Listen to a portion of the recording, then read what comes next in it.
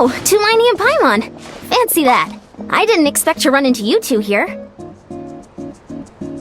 Oh hey, Coach Yan-san! What are you doing here all by yourself?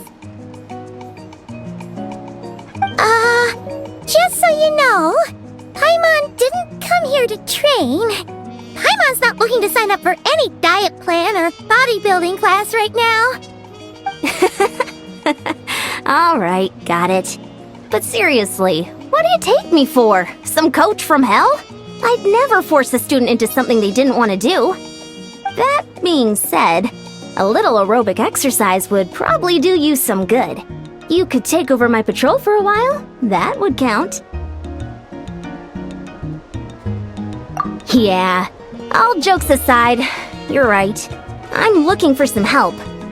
The Collective of Plenty is holding a bodybuilding competition soon, and so many people have been busy squeezing in their last-minute workouts that we've run out of staff for patrols. Oh, so you've stepped in to cover their work. But don't you have a last-minute workout to do too? I'm good. For one thing, I believe peak conditioning can only be achieved through consistent training over a long time span. Cramming in a workout at the last minute does next to nothing for you. But more pertinently, well, as you can probably imagine, I'm not able to compete in any of the most popular weight classes, and there's no real competition in my own weight class. Yeah, that makes sense.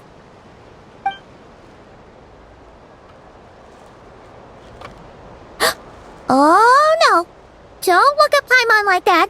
We are not the same weight class, and no way is Paimon competing against you! Traveler, let's just help with the patrol, alright? Otherwise, Yan-san's gonna make Paimon enter a bodybuilding competition! Perfect. I managed to get you on board with just one look. Thank you both. It should be pretty routine. Just keep your eyes peeled and make sure nothing strange is going on in the area. That'll free me up to check the other section. Let's meet back at the settlement when we're both done. Sure thing. Just leave it to us. We're experts at strolling and patrolling, don't you worry.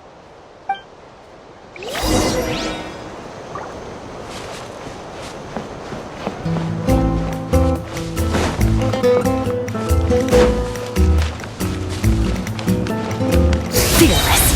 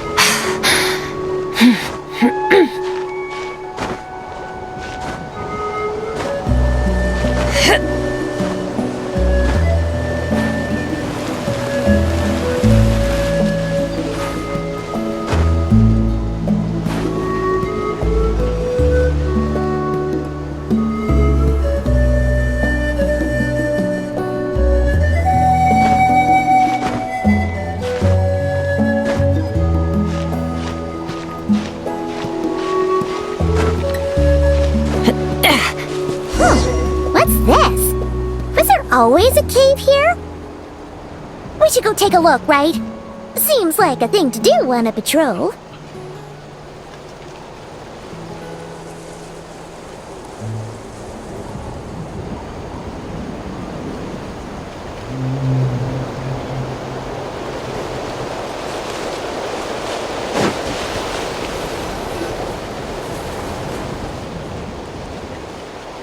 Hey, there's a hilichurl here. Is it sleeping? Doesn't look very hostile. Why is it hiding away here? Ah! You woke it up! Huh? It ran away! Oh, guess our reputation in that land is more fearsome than we thought. Even hilichurls don't want to mess with us now. You that shiny thing? Huh. Must have dropped it as it ran off. Huh. Paimon bets that Hilichurl thought it was a priceless treasure. It was probably planning to hide it here for safekeeping. Until we showed up. Let Paimon take a look.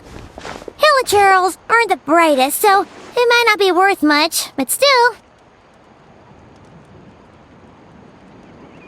What is it? You look so serious all of a sudden. Isn't this just a regular old key? The style is unusual, though. Doesn't look Natlanese. Where do you think it's from?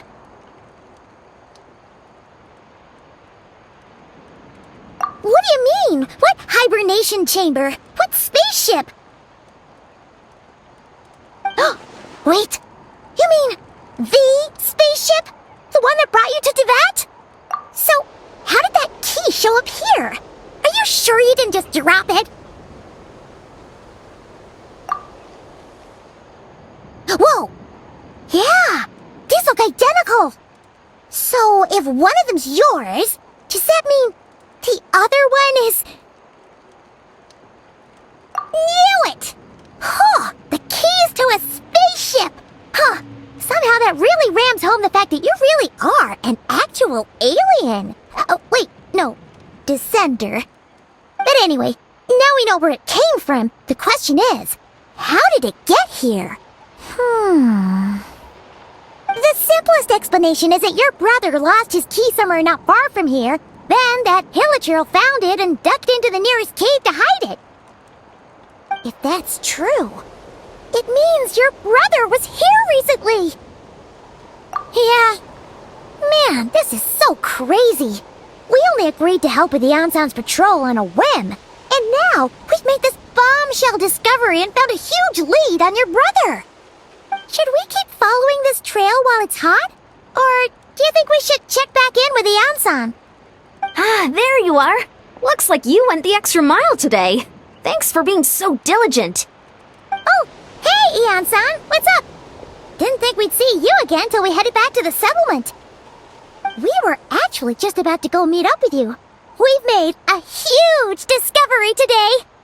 I came here to let you know that you don't need to keep patrolling anymore. The bodybuilding competition has just been canceled, so the usual squad will be resuming their normal duties. They'll be here to take over shortly. Wait, canceled? Why? What happened? The Abyss Order attacked. Huh?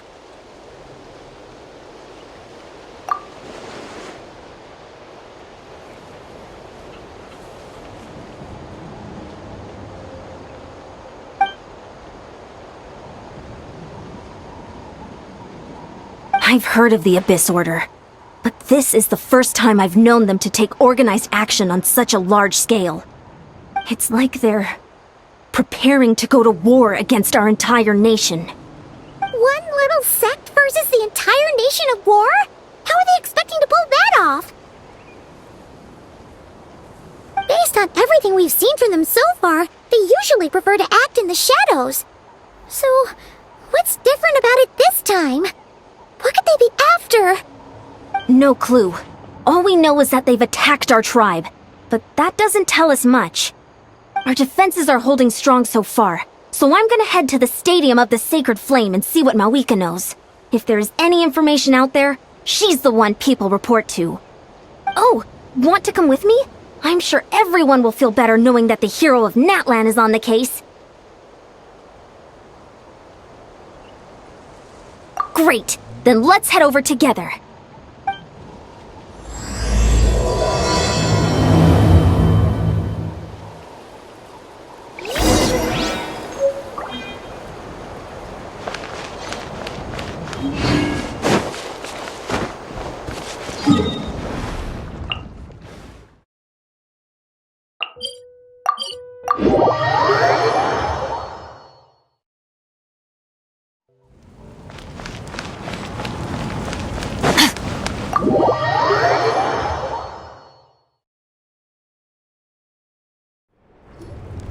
Mawika!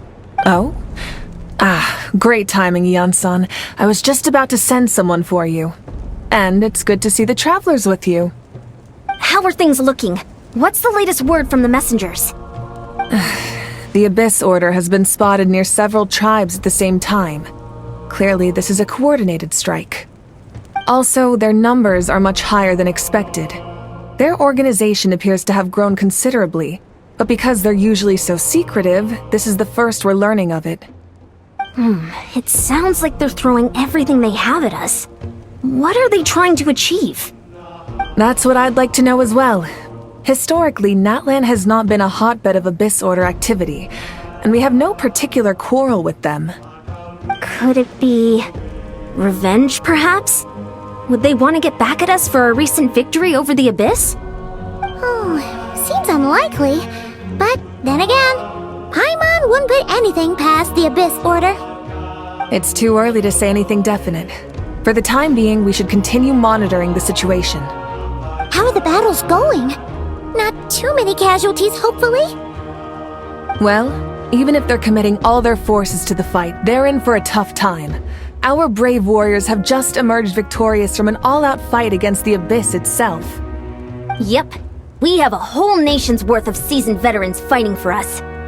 Compared to the true Abyss, the Abyss Order poses a far smaller threat. They cannot endlessly replenish their forces for starters. However, this is still a war, so we must give it our all and do our utmost to minimize casualties. The tribes are organizing their defenses as we speak. Traveler, this is one war that Natlan can handle on its own. If you wish to stay out of it, you'll be safe here at the stadium with me.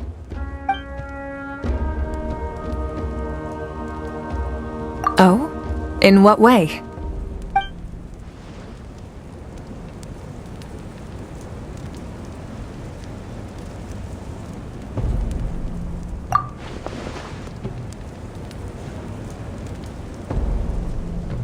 Yep, that's how it is. I see. My goodness, that is very personal indeed. If you don't mind me asking, do you have any idea what his goal could be? Safe to say, they're not exactly on the best terms at the moment. Ever since Paimon met the Traveler, she's been trying to track her brother down and get some answers. But he's been avoiding her. I see. So you two have fallen out. A pretty common occurrence between siblings. Well, yeah, that may be. But the stakes are a little higher where these two are involved. They certainly are. Although somehow it doesn't surprise me that a spat between the Traveler and Twin could affect the fate of the entire world. Just so I'm clear, you're still on Natlan's side, and you have no idea what your sibling is after. Is that right?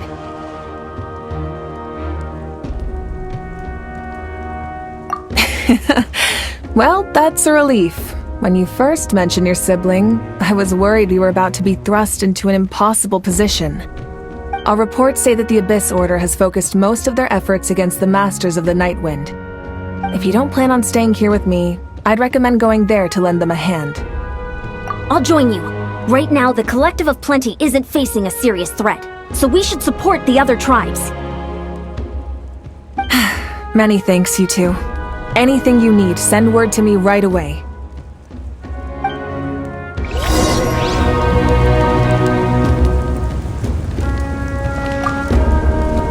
And don't worry, you're still Natlan's hero. I'm not gonna blame you for something your sibling has done. Still, if we manage to find your brother, you wouldn't mind if I gave him a good punch to teach him a lesson, would you?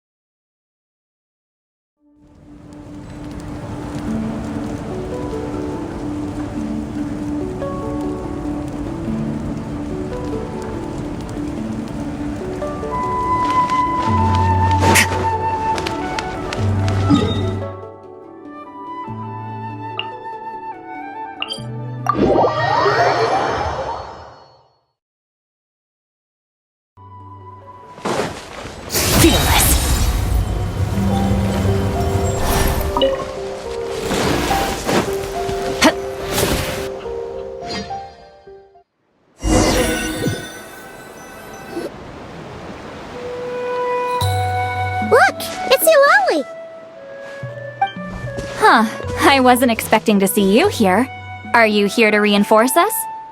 How are things looking? Mawika told us to come here. Oh, the situation must be pretty dire if it's managed to get Lolly out of the house. Dire? No, I wouldn't go that far. It's mostly just irritating. I heard we're being hit the hardest out of all the tribes. What are they trying to imply? They just think we're pushovers or something? The more I thought about it, the angrier I got. I couldn't exactly concentrate on my novel after that, so... well, here I am. So, that's how they earned the ire of Granny Eatsley, huh? They call themselves the Abyss Order, yes? Ugh, so tasteless. It's exactly the kind of two-dimensional name a clueless writer picks because they don't trust the rest of their writing to persuade the reader of who the real villains are. Hey, she's saying your brother has poor taste.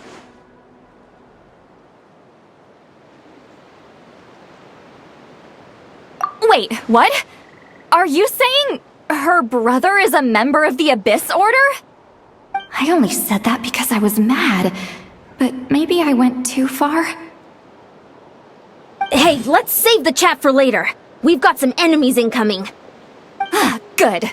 A much-needed chance to vent my frustration.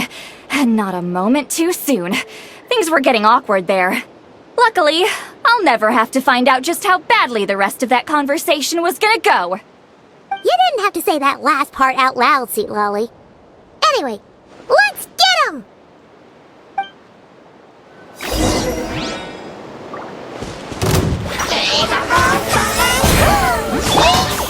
The pinnacle of excellence!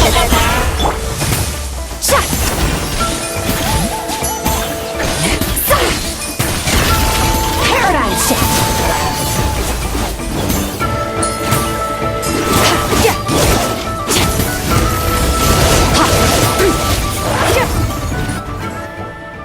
Phew, much better. That's more like it. Ooh, impressive work, Granny Eatsley. If I'd known you were on the case already, I might have reconsidered whether your tribe really needed reinforcements. If anyone should be reconsidering, it's the Abyss Order. They picked the wrong target this time. Experience says that if we head in the direction they were attacking from, we should find their stronghold. Why don't we press our advantage and destroy their base? They won't know what hit them. Hey, was there a battle here just now? Need any help? The warriors from the Masters of the Nightwind are here! The battle against the Abyss is still fresh on our minds, so everyone's used to working together. Well, morale's high and everyone's here. Let's go take down that stronghold! Show no mercy! Don't be scared. Not now. Boost on the loose! Off to the freezer! Forward! Crush them!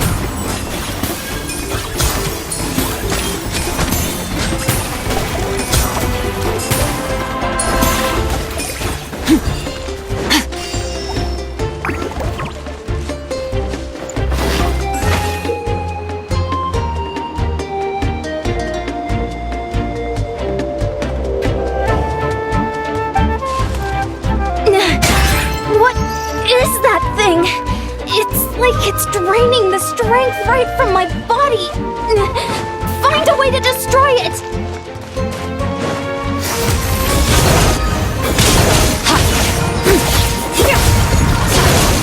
Mine to wield. Suffer the wrath of Eastling! Get to work! You two! Time to end If this! this order's resistance is faltering, now's our chance!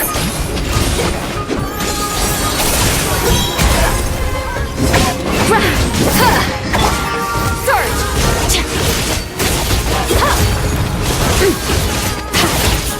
Warriors! Attack! After them!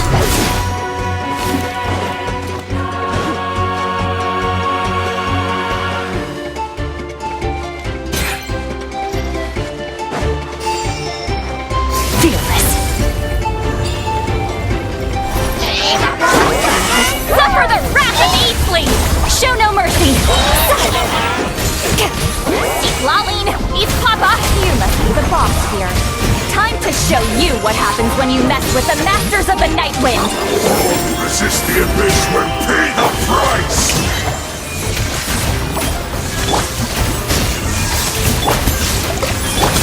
Annihilate!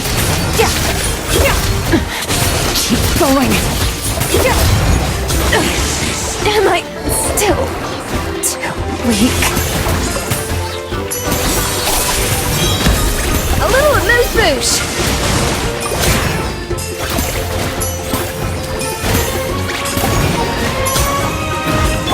Strike a pose! Sword! Hop!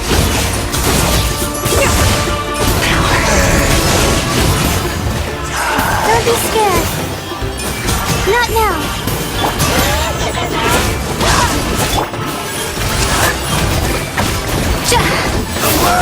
Attack is frosting! This stronghold is neutralized. Good work, everyone. The Abyss Order's all bark and no bite. To be honest, this was anticlimactic. I was hoping for a personal apology at the very least. And ideally, a whole speech acknowledging the superior might of the Masters of the Night Wind. Well, whatever. I'll just have to make up for it with some extra wine at the victory feast.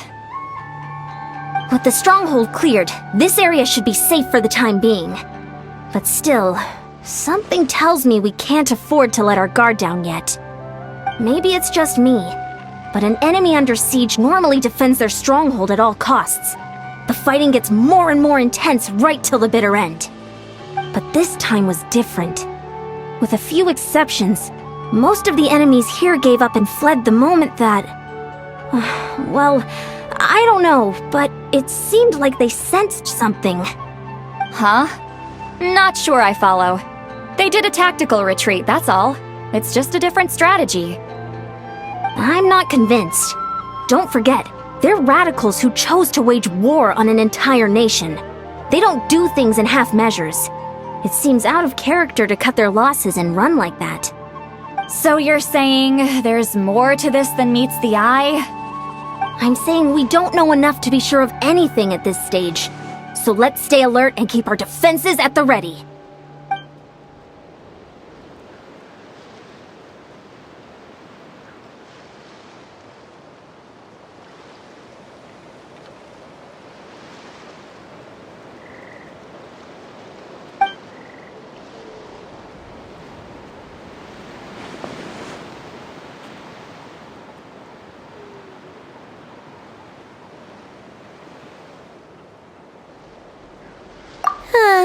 Paimon had a hunch you might say that. But you're right. If we can somehow use that key to track down your sibling, maybe we can end this war before things get serious. And maybe you can finally get some answers. Wait, you're leaving? But I was still debating whether to invite you to the first victory feast. Go ahead, you two. See, Lolly and I will take care of things here.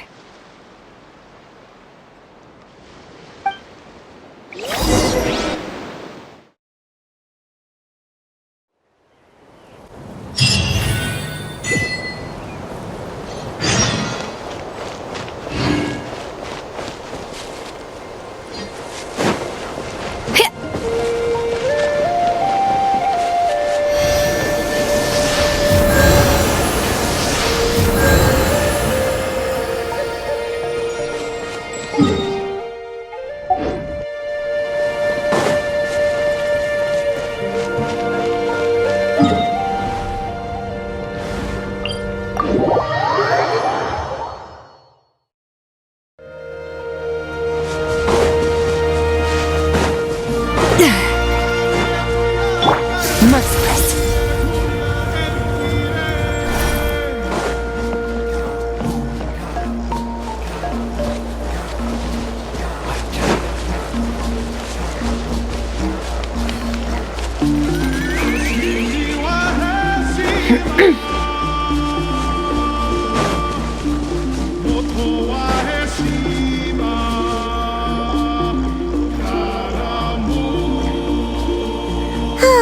And we're back where we started. That Hillacher probably found the key nearby, right?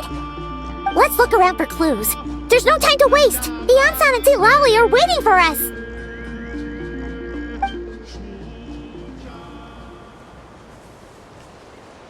Ugh!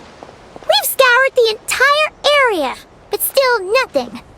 How the heck did the key end up in that Hilichurl's hands? Are we supposed to believe that it just fell out of your brother's pocket as he passed by? Huh!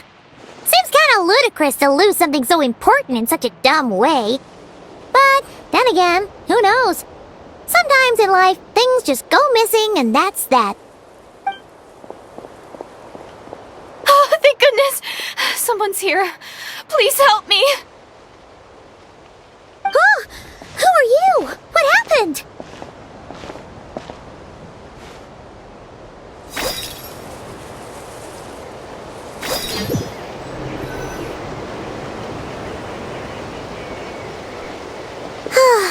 Let's look around for clues.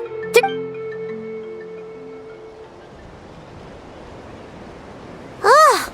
We've scoured the entire... Are we supposed to believe that it just...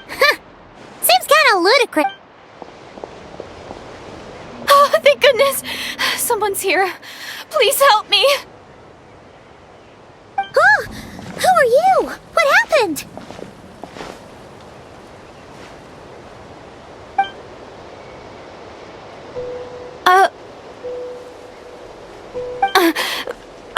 No, now isn't the time.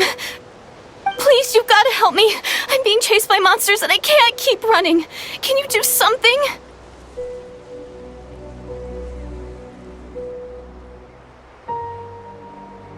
Yeah, where are they? Paimon doesn't see any monsters behind you. Huh? I'm sorry, I don't quite understand. They're almost here. This really isn't the time to be joking around.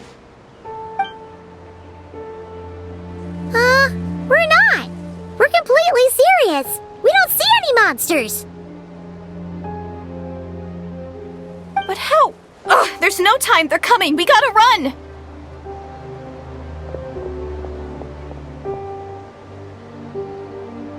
What's wrong with that girl? She must be seeing things.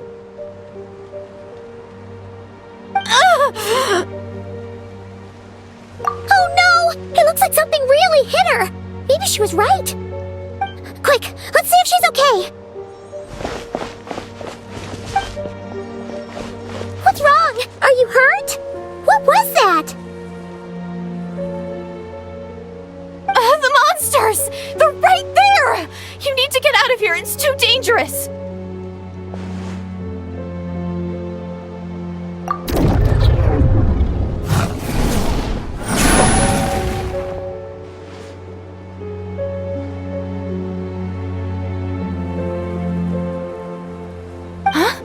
Oh, now you finally see them. Well, it's about time. I nearly kicked the bucket just now. Great! Thank you, Savior. Savior?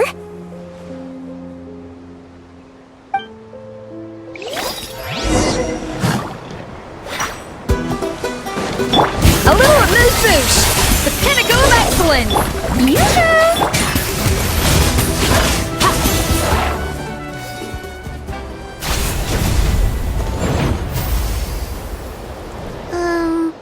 You done? Paimon still can't see anything, so she can't tell. It just looked like you were slicing at thin air. Kinda funny, actually.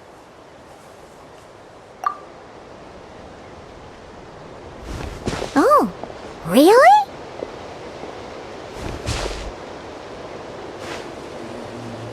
Sure.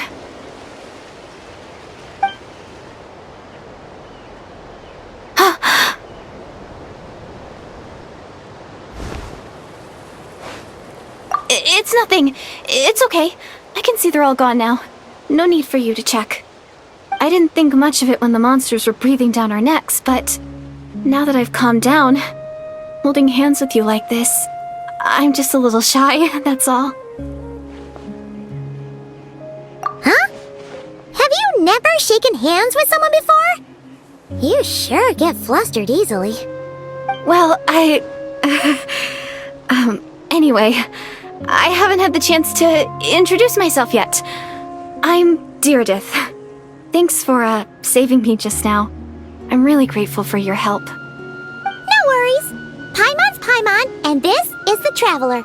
With her around, you'll be safe from any monsters. As long as they're visible. So, what was the deal with those monsters just now, anyway? Your guess is as good as mine. I could see them the whole time, so when you said you couldn't, I thought you were making fun of me.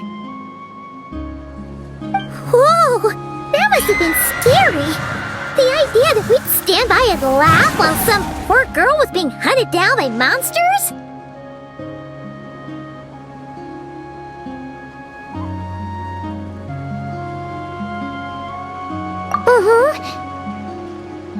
Don't worry, we aren't like that. When we say we can't see something, it's because we really can't see it. But more importantly, did the monsters hurt you? How bad is it? It's nothing serious. But I did sprain my ankle back there. I won't be doing any more running for a while.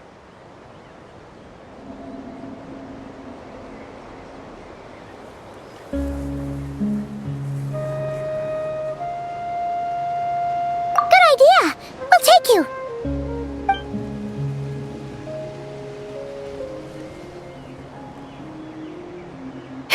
Thank you so much. Despite getting injured, I still feel much safer with you around. I'm gonna stay here until I heal up.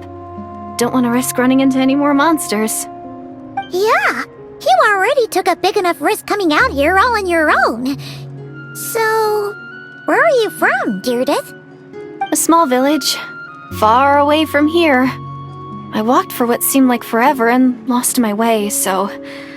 yeah, I have no idea where I am anymore.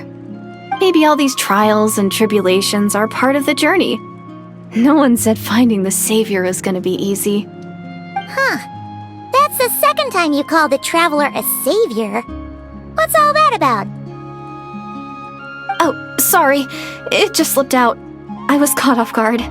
The resemblance is so uncanny. Anyway, let me start from the beginning. There was once a sage who passed through my village. People got the sense that she was truly omniscient. The sage said that doomsday was coming. But as that day approached, a savior would reveal themselves to us. The day of disaster is almost upon us, so my grandmother begged me to leave the village and find the savior before it's too late. Doomsday? I've heard people talk about the savior since I was a kid. Growing up, it really made an impression on me. The description is practically etched into my mind. So when I saw your golden hair for the first time, it was like this image that's existed in my mind's eye all these years suddenly came to life. Everything matched. Oh, so that's why you were lost for words when you first saw her. Well, the Traveler's definitely got what it takes to be a savior, and she's already got a ton of titles, so she won't mind one extra. Actually, I don't think it's her. What? But didn't you say that everything matched? Everything except the gender. The savior was described as a young man. Oh, for goodness sake. There are gender requirements to be a savior? Really? Oh, of course. If it's not you, then it's gotta be him. Who? Who is it?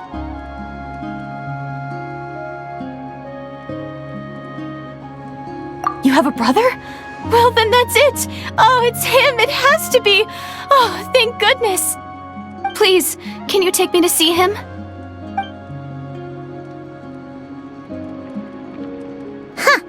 Maybe, if you're lucky. It just depends if we can find him. Huh? But isn't he your brother? Sorry. Looks like Paimon steered this conversation back to the fallout between you two. It wasn't on purpose, but that's the reality, so it's hard to avoid. Okay, fair enough. But since you're looking for him anyway, why don't we team up? We might stand a better chance if we work together.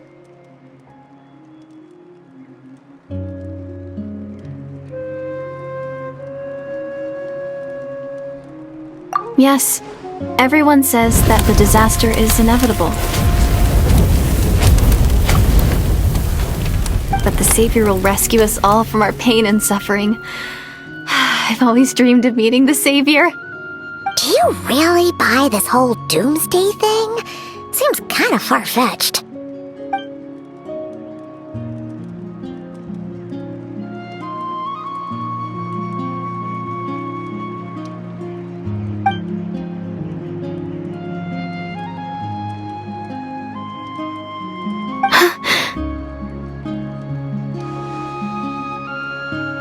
See? She broke eye contact. Sure sign of a guilty conscience. Time to press her for answers. What's wrong, Deirdis? Something's clearly bothering you. You want to tell us what's going through your mind? Oh, I just... how should I put it?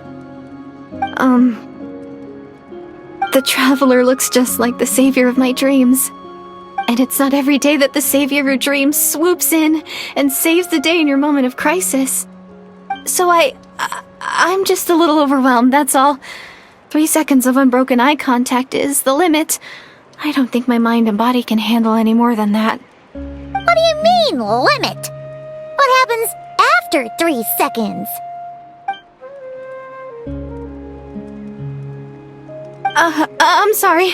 Please forget that I said anything. Let's just leave it there for now. Like I said, I'm going to hide here until I feel well enough to move again. If you manage to find the Savior in the meantime, please come and let me know. Thank you. Are you sure you'll be okay here on your own? Do you have enough to eat? I'll be fine. I might not be much of a fighter, but I know how to stay hidden. And if I get hungry, I'm sure I'll find something around here. Don't worry about that. Alright then. Well, take care. Being on your own isn't easy. What a mysterious girl. We should definitely keep an eye on her. But hey, at least she seems to like you. And it sounds like she's gonna help look for your brother when she's healed. Anyway, this is probably all the progress we're gonna make for now. Let's head back to the Masters of the Night Wind and see if they need our help.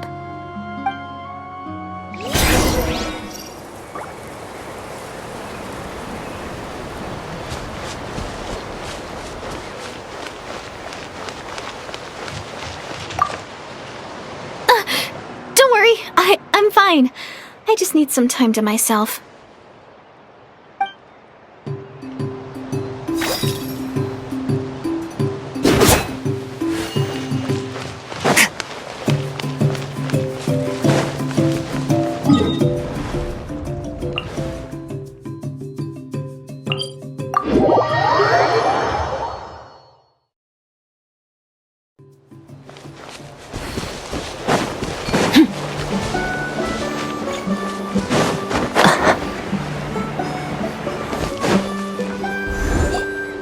Oh, you're back!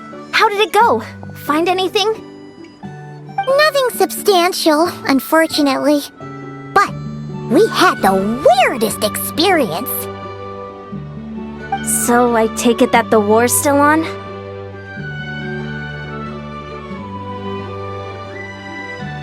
That's okay. I just wasn't sure, because things seemed to be at a standstill while you were gone. The Abyss Order hasn't attacked us, and since we don't know what they're planning, we haven't made a move either. In a word, it's a stalemate. The guards have been keeping watch around the clock, but for everyone else, you wouldn't even know we're at war. Huh. Really makes you wonder what the Abyss Order's thinking. I was wondering, Traveler, if you have the time, could you go and pay a visit to the guards? They've been working a pretty demanding schedule. I was gonna go see them myself, but I'm sure they'd appreciate a visit from the greatest hero of our time. Oh, but you're a great hero too, Yan-san. Great. Thanks, you two.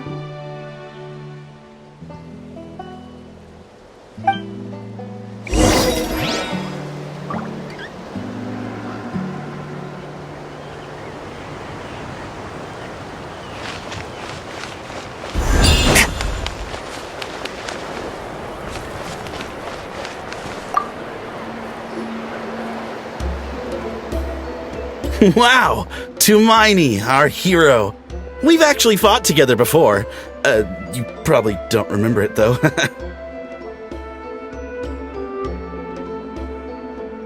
You do? Then it's truly an honor to serve alongside you once more. Thank you for standing guard this whole time. It's all good. Honestly, it's not been that much work. Haven't heard a peep from the enemy. Nothing that would indicate an impending attack. I've spotted a bunch of Abyss Order operatives, but they weren't acting hostile, just hanging around. There were even moments when they seemed to be meditating. At least, that's what it looked like to me. Maybe it's part of their religion or something. Out of an abundance of caution, I asked some shamans from the tribe to take a look and see if there was anything nefarious at work. But they didn't sense anything untoward, so we just put it down to religious ceremony and left them to it. Interesting. Oh well, the more time they spend meditating, the less time they spend trying to beat us to a pulp.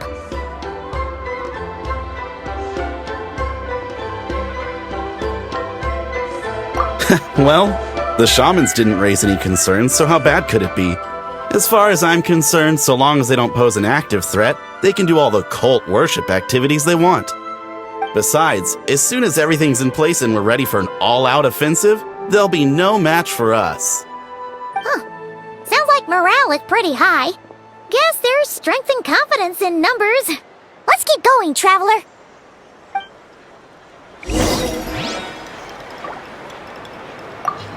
Besides, as soon as everything's in place and we're ready for an all-out offensive, there'll be no match for us.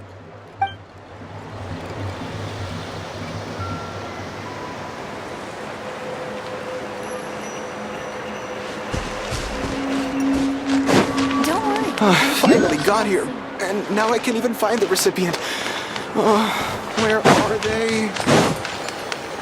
Gotta solve this cash flow problem as soon as possible. Huh? Is that Tumaini? What brings you here? Is this, like, a meet and greet? I wasn't... I'm so nervous. Hey, come on! You'd march to war without so much as blinking. What's so scary about a chat with a Traveler, huh? It's not the same thing at all. There are plenty of chances to go to war. But a one-on-one chat with our great hero? That could be a once-in-a-lifetime opportunity. How can I not be nervous? What if I say something wrong? Or if my posture's bad? Or if I accidentally make a weird expression with my face? One bad impression can stick for life. No one's here to judge you on your posture or your facial expressions. Relax! All right then. I'm sorry, great hero, but I have a small favor to ask. Let Paimon guess. An autograph, right? That's easy. May I challenge you to a fight? What? How can you be so audacious and so sheepish at the same time? Paimon's starting to think your nervousness is all just an act. No, of course not. I just figured that if I don't ask now, I'll regret it for the rest of my life. But I am still on patrol, so please, Great Paimon, if you wouldn't mind taking over for me for just a few minutes? Again with the sheepish audacity. Just pick one or the other, will you?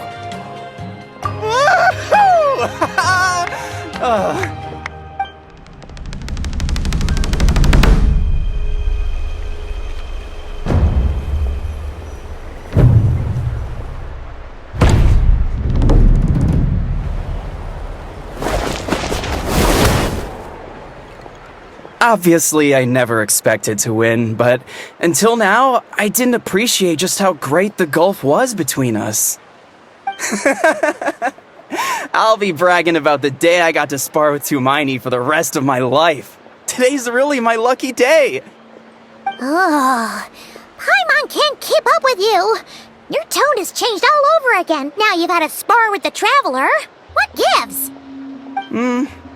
Well, some people connect through conversation, but we warriors bond by sparring. And now that I've had a bout with the hero, we're no longer strangers. Nothing to be nervous about anymore. Okay. Well, to each their own. But Paimon's still gonna stick to conversation. Not at all. We haven't spotted any new enemy movements. As Paimon expected, nothing here either. Let's do another lap and get back to Yan-san.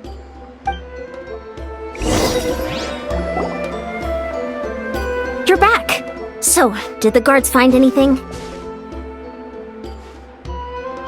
Nothing much, no. Someone mentioned that the Abyss Order has been doing some kind of meditation or prayer, but apparently it seemed harmless. Paimon wants to lodge a complaint about one of the guards, though. His name's Kentaro.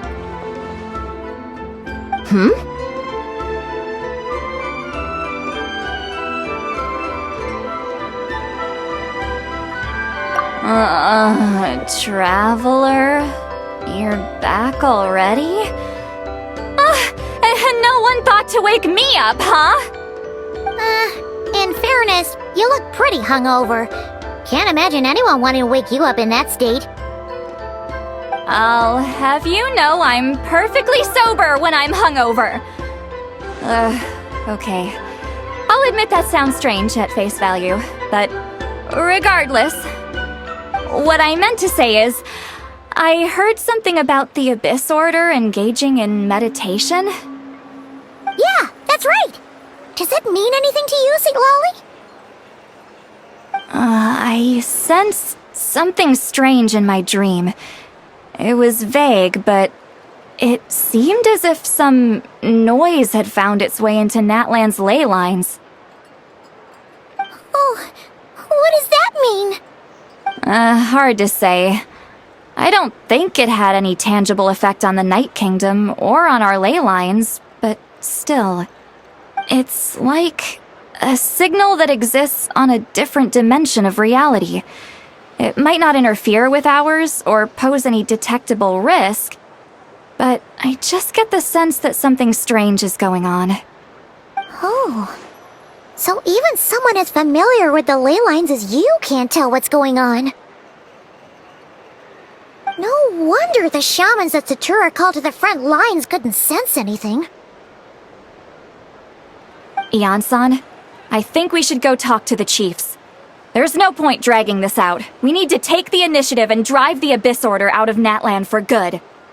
If that's the Council of Granny Eatsley, I'm sure the chiefs will agree. But it will still take us some time to gather the required force. In war, adequate planning and preparation is the key to victory. Sure, but the finer details aren't my concern. Anyway, I'll leave you— Oh? Sure, what is it?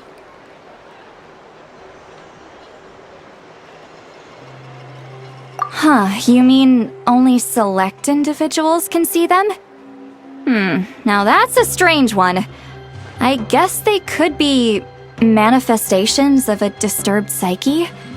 Or extreme negativity embodied in physical form? It could also be a simple case of dead monsters whose souls got stuck here somehow.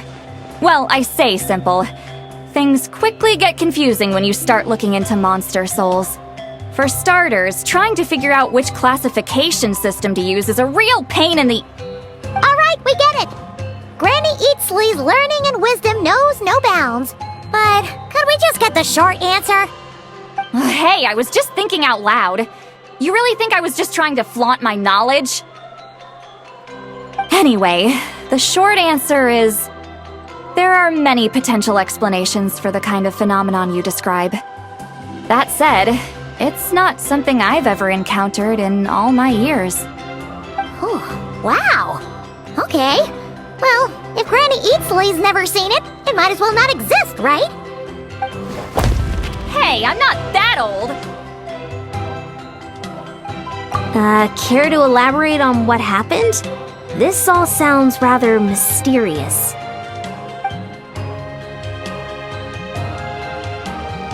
Really? You had to hold her hand to see the monsters? Sounds a little contrived. Huh? That's the part that bothers you? Maybe the point is more that it requires direct physical contact, whether that be hand-holding or otherwise. But that's neither here nor there. What bothers me is, it sounds like she's convinced that your sibling, the leader of the Abyss Order, is a savior. That really makes me question whose side this girl is on, and whether what she told you about her background is actually the truth. Sorry if that comes across as paranoid. It's just hard not to be suspicious of everything when we're in the middle of a war. Actually, Paimon feels like you make a fair point. Whoever this girl is, she sounds like bad news. Okay, well, you're clearly just jumping to conclusions. It's hard to know what to make of it. A young lady all by herself, lost in the middle of nowhere, sees monsters that no one else can, calls the leader of the Abyss Order her savior. At the very least, we should remain vigilant. Keep a close watch on her. Sounds sensible. On that note, we probably shouldn't have left her by herself in that cave. Traveler, we still need some time to muster our forces. Maybe you could check on her if you're not busy. Just be careful. It's settled then. Let's go check on her.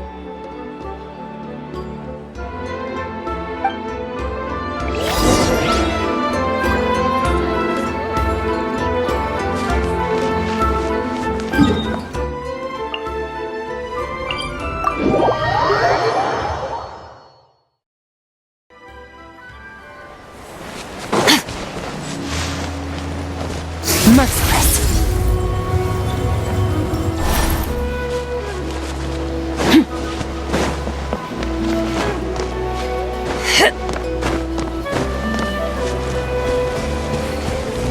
Fearless.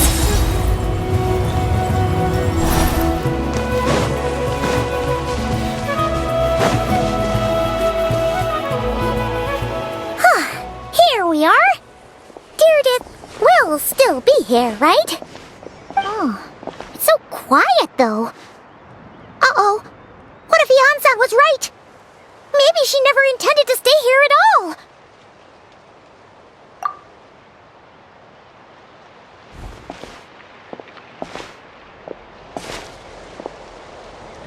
Traveler, watch out!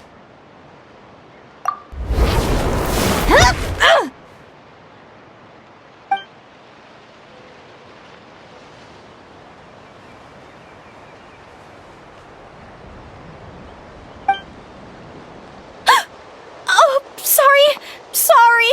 I didn't know it was you. I heard a noise and I thought it was the monsters coming to get me. Did I hurt you?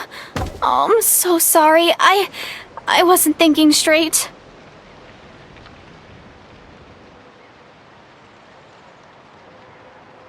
Phew.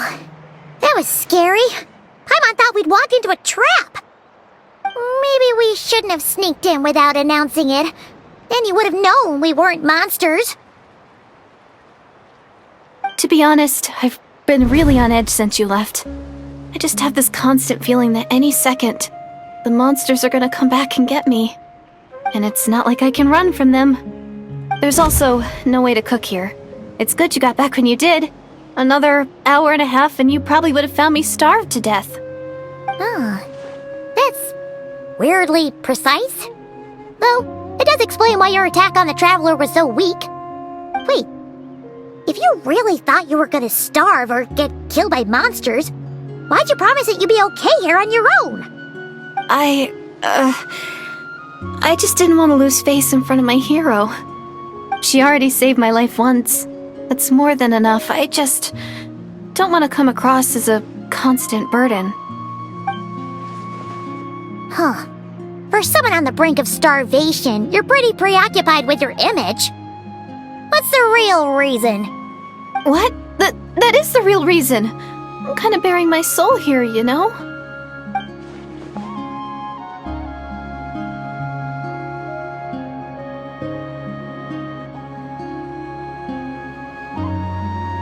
Anyway, so, could you make me some food now?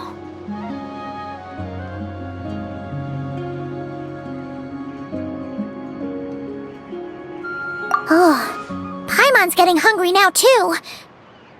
Go on then. You can join us for dinner.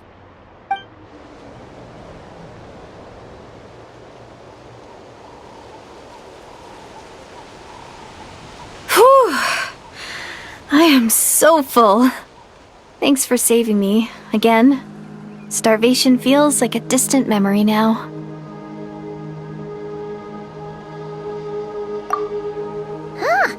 You can really pack it away, Deardith. Guess that explains how you had the energy to make it this far. I tried so hard to hold back, but it looks like I still came across like a total glutton. Paimon didn't even realize how late it is. Hey, the night sky here is really pretty. Yeah, and it's all thanks to you both that I'm able to relax and enjoy it. I was cooped up in that cave the whole time you were gone. Now, I'm finally out. The air seems fresher, and the stars more beautiful than ever before. You weren't in there that long.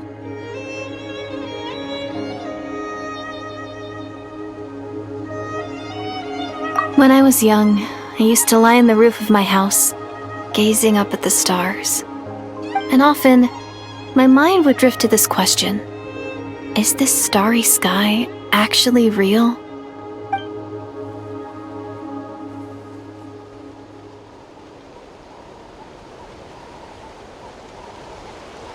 But my grandma would tell me the answer to that question doesn't really matter. Think of all the people in our village who spend their entire lives here, she'd say. To them, that little village is their whole world. And so, if it's our destiny to live beneath this sky all our lives, then whatever may or may not lie beyond, this is our world, and that sky is real to us. Paimon kinda gets you, but also not really. Is it kind of like how journeying with the traveler is everything to Paimon right now?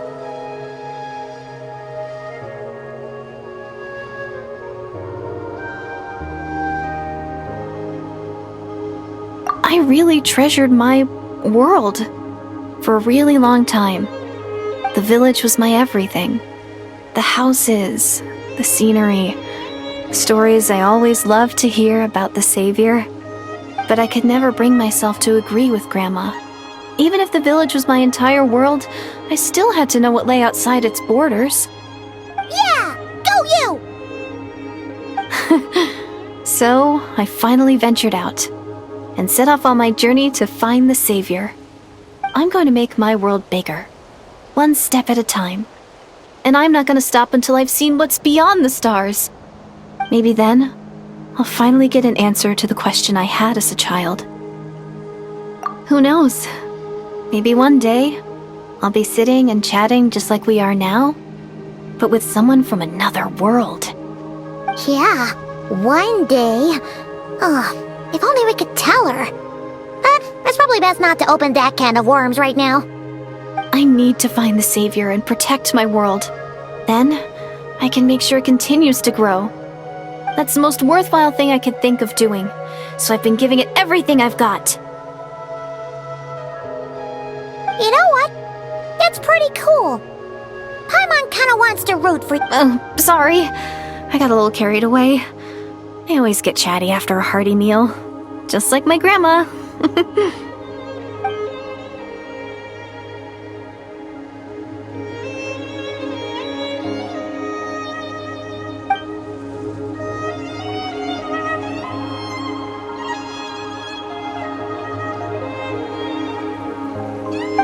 Hold on. Shh. It's them. The monsters are back. Where? Oh, still invisible, huh?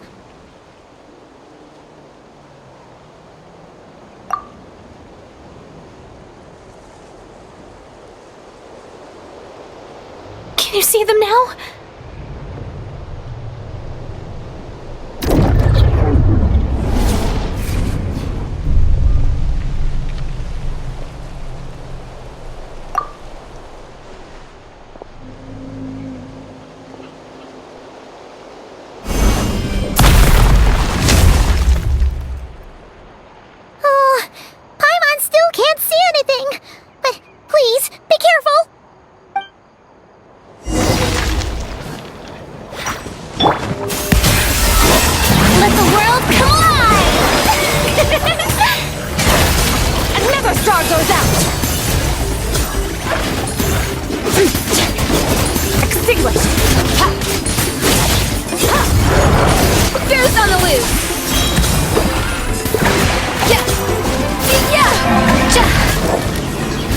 defrosting! Surge! Shower me with praise!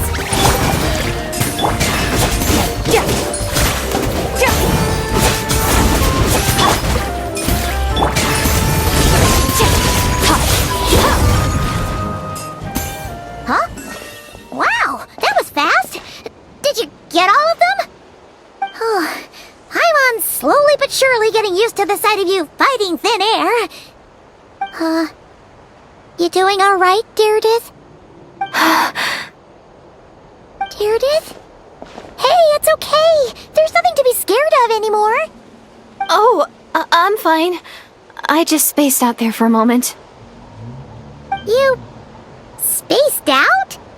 That's a pretty bold move under the circumstances. I was just... the image of the traveler fighting to protect me. I was trying to commit it to memory. Seems like the least I can do. All right. Whatever floats your boat. Anyway, there are no more monsters in the area, and it's getting late. Why don't you stay here tonight? Sounds reasonable to Paimon. What do you think, Traveler?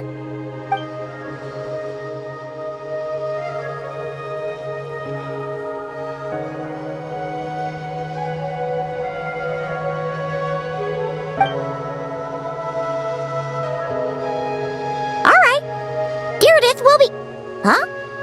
Deirdith? Why are you going in alone?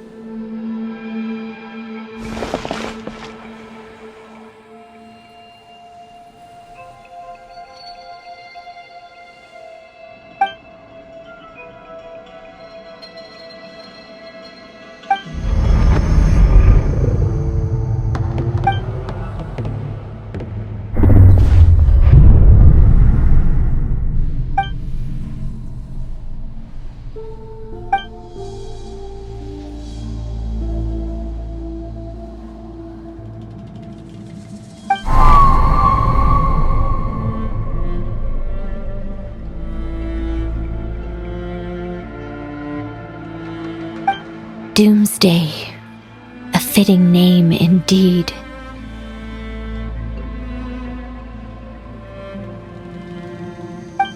A blood-red sky, wild beasts that slaughter all in sight, endless pain, a terrible curse that cannot be reversed, and the birth of a savior.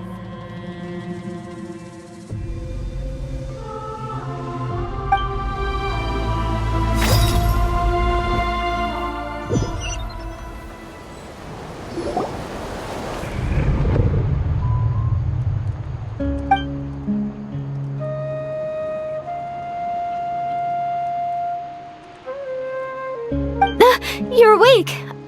I'm sorry. I didn't mean to,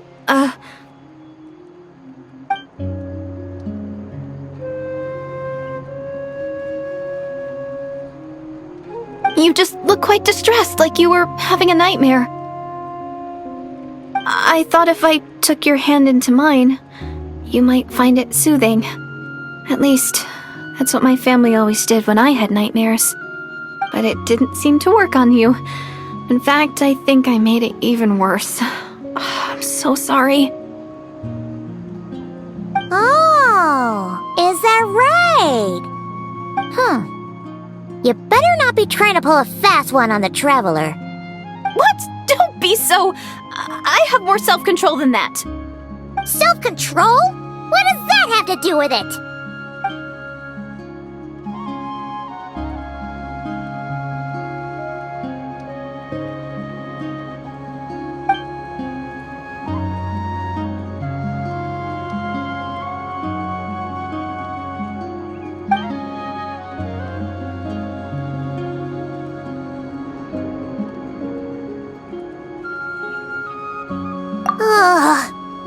way is Paimon getting back to sleep after this. You go ahead. But for the rest of the night, Paimon is staying up to keep an eye on this young lady. Oh, do I really seem that shady to you?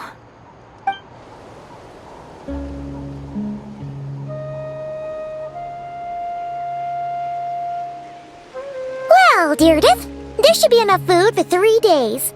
Make sure you eat the perishable stuff first, so nothing goes to waste. You can't tell which stuff is perishable, right? Yeah, I can tell from the ingredients. Thank you so much for making all this for me. 3 days will definitely be enough time for my ankle to heal. Then I'll continue on my journey to find the Savior. Alright, then we'll be off. Bye for now, Deirdre. See you? Wait! But if this is goodbye, how am I supposed to find you again? Oh, I mean, what if I find your sibling? How am I supposed to let you know? Ah, that's a good point. We share the same goal, but we're constantly on the road, so we've got no fixed address. How about this?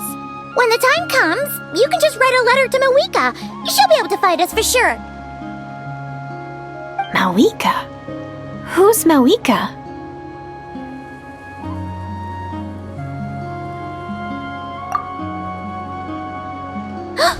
It's the Abyss Order! They're here! But it doesn't look like they're marching to war. More like they're running away? Where? What are you talking about? A bunch of Abyss Order thugs! You don't see them? They're heading right this way! That's strange. I guess it's my turn to not be able to see the monsters.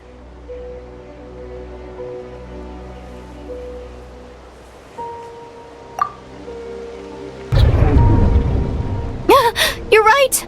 I see them now. You weren't joking after all. So this is what it's like. What a weird situation. What is making these monsters invisible? Is it Deirdre? Or the monsters themselves? Or is it us? Well, might as well mow these ones down, just so they can't pose a threat to the tribes.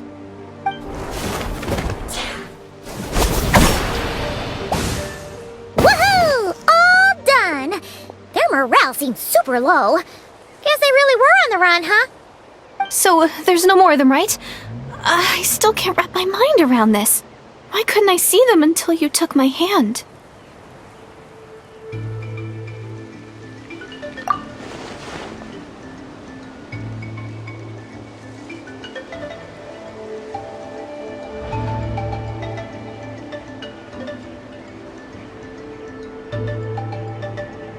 So, any ideas on why those monsters might have been running away? Maybe something went down on the front line. Oh, Paimon's getting a little worried about Ian-san and the others. Let's head back to the Masters of the Night Wind right away. We gotta go. Bye for now, Deirdre. See ya, and please take care.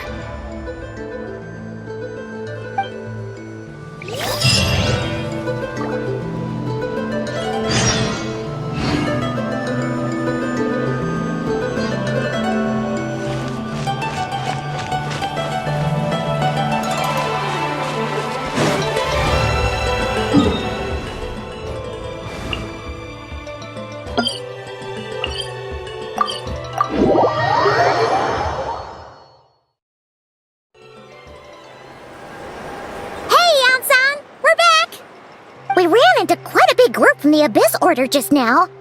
Has something happened at the front? The front line has collapsed. Huh?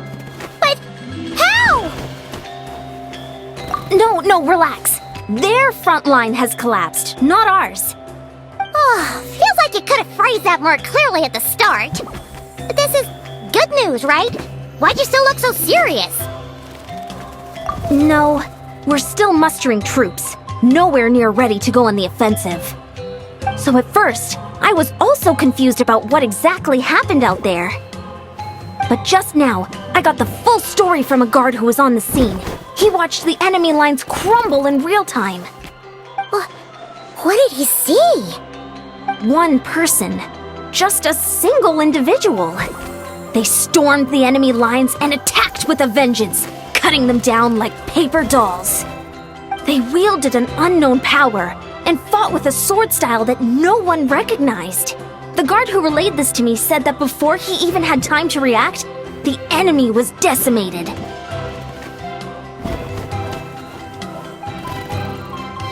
I'm only recounting what I heard, and I'm sure the guard in question must be exaggerating to some extent. But still, we have to identify this person. And assuming they're a neutral party, we'll need to figure out how to engage with them. Clearly they're a force to be reckoned with, so we don't want to come across as too weak or too hostile. It's quite a diplomatic conundrum. You don't need to sweat it, Eon-san. From your description, we're already pretty confident that we know this person. Honestly, with the Abyss Order acting out so publicly, it's about time he showed up. Dainsleif!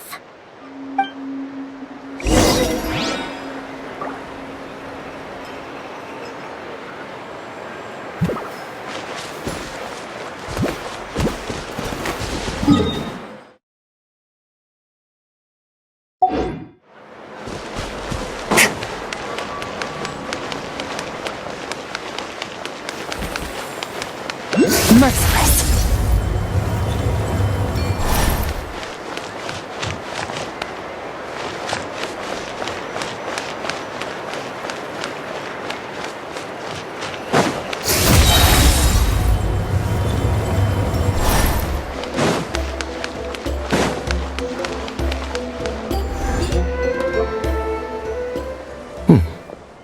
Were you waiting for me? It's been a while, Dane. And yeah, after we heard what went down, we figured you'd shown up. You caused quite a stir, you know. Oh, this is a friend of ours from Natlan. Her name's Eon-san. She insisted on coming here to thank you in person.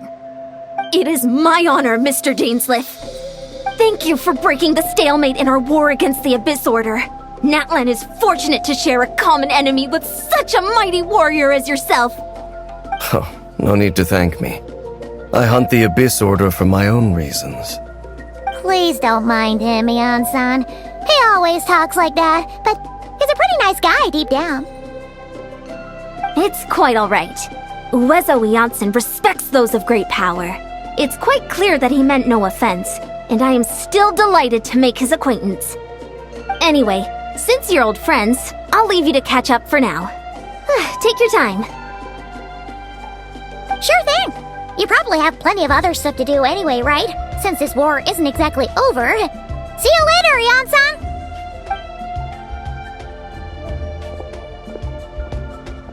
Hey, Dane! Would it have killed you to be a little more polite? She's our friend! Ian-san, yes? I will remember the name.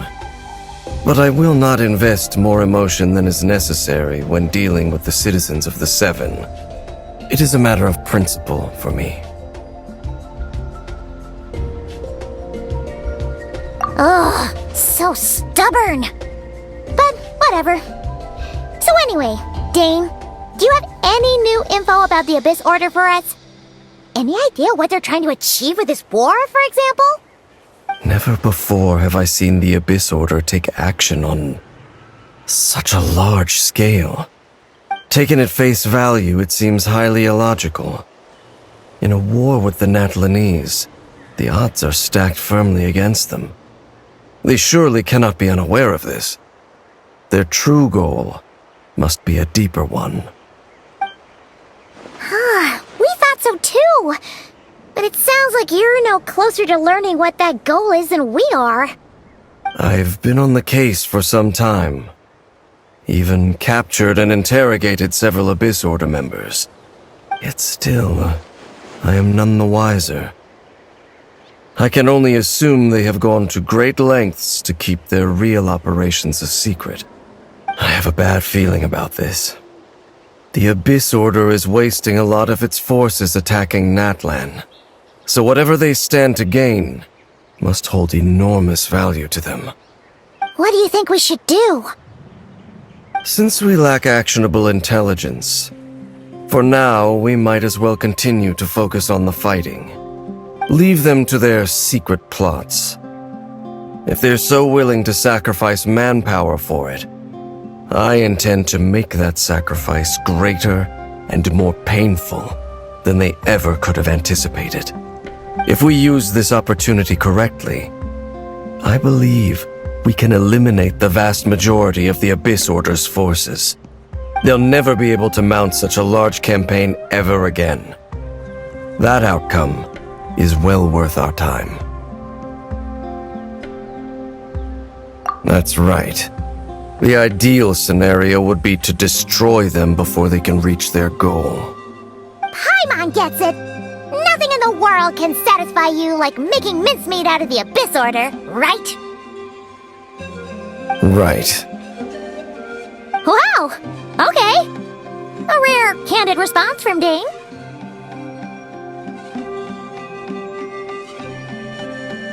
What about you? Any news to share from your end? Well, actually, we found her brother's hibernation chamber key near the Collective of Plenty. He must have lost it. So he's here in person. Unsurprising, given the scale of this operation. Oh, and there's more! After finding the key, we also ran into this weird girl. She kept seeing monsters that we couldn't see, and then, this other time, we saw a load of monsters, but she couldn't. She also said she was on a journey to find the Savior. Her description of this Savior matched the Traveler pretty closely, so we figured it's probably her brother. Hold on. That girl called him the Savior. Yeah, that's right. Is something the matter, Dane? The last time I heard that term was before the Cataclysm. And not just that. It referred to your brother then, too.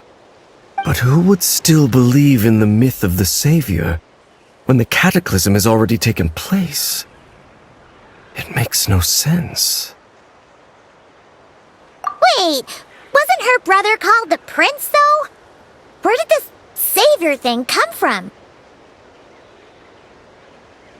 Well, when he was first granted the title of Prince, the Vinster King and the entire court of Conria set about loudly proclaiming the might that he would bring to the nation. They made it sound as if, with him there, all pain and suffering would be washed away, and the future of Conria would be brighter than anyone could imagine. The Savior was the celebratory title given to the prince by those who believed this rhetoric. Of course, you know how that story ended. In hindsight, the cruel irony is glaring. All that title really stood for was the Vinster King's lust for power. Sounds like the people of Conria really believed in him.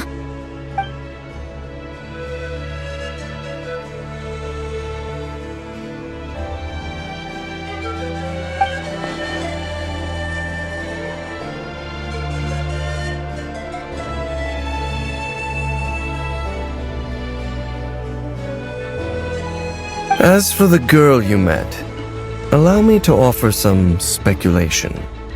I suspect she is descended from pure-blood Conrians afflicted with the curse of immortality. They must have resettled somewhere remote, cut off from the rest of the world. That would explain how her people retained their ancient beliefs, including the myth of the golden-haired savior. Ah, Paimon gets it now. So, a bit like Kaya, except she grew up somewhere more isolated? Still, that doesn't explain the invisible monster situation. If she can't provide us with any more valuable intelligence, I suggest we shift our attention back to the Abyss Order. Sure. Also, why don't you stay with us at the Masters of the Night Wind for tonight? You must be tired after all that fighting today. I will consider it. But we must discuss our next steps first thing tomorrow morning. We can't give the Abyss Order any time to regroup.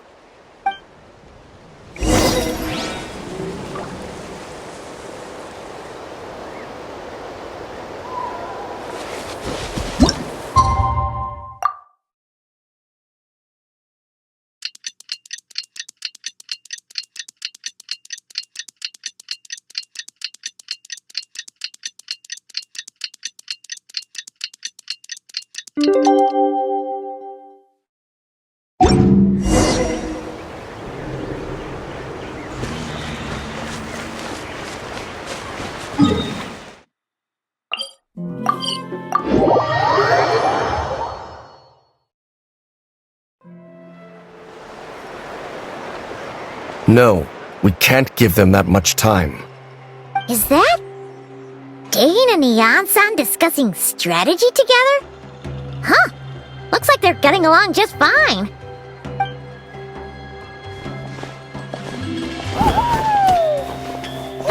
Morning! What are you guys talking about?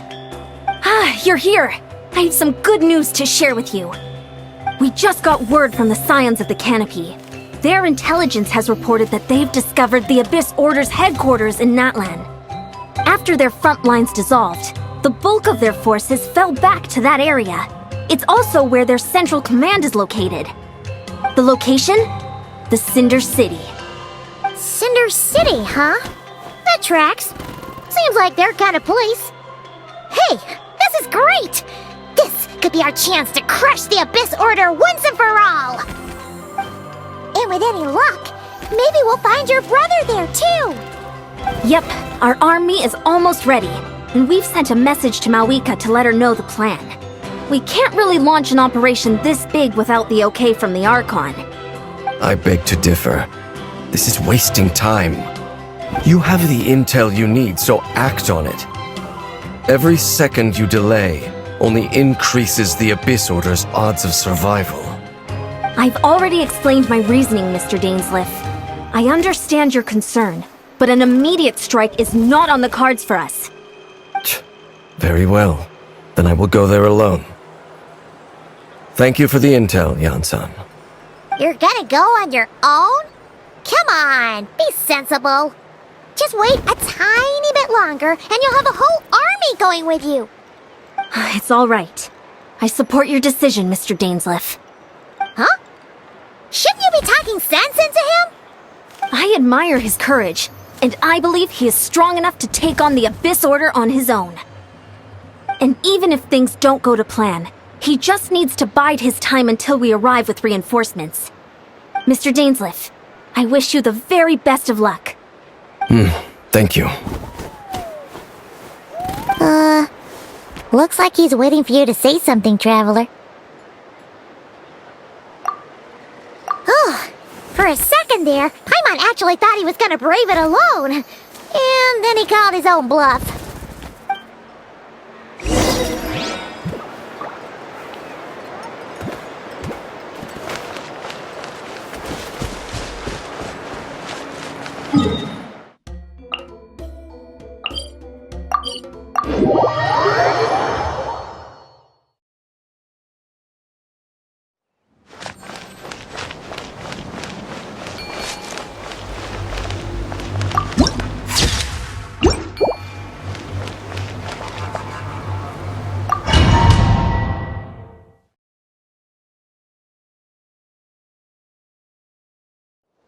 Is this the place? The Abyss Order's hideout in Natlan? All these years, the Abyss Order has managed to either stay hidden or fiercely defend their position. This may be the first chance I've ever had to finally make a serious dent in their forces. Which reminds me, once the fighting starts, I can't promise I'll be able to have your back at a moment's notice. But if you run into any Abyss-powered mechanisms, feel free to leave them to me. I'll take care of them when I can. It's been so long since we fought with Dane side by side. Paimon's confident we can clear this place out long before Eon-san arrives. And if you get to meet your brother again, even better! Let's go!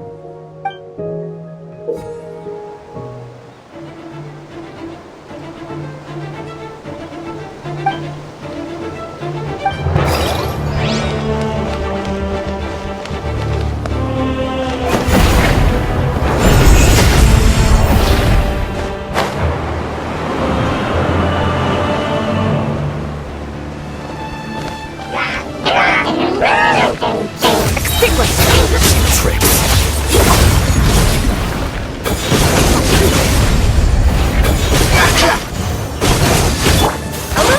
amuse-bouche! Yoo-hoo!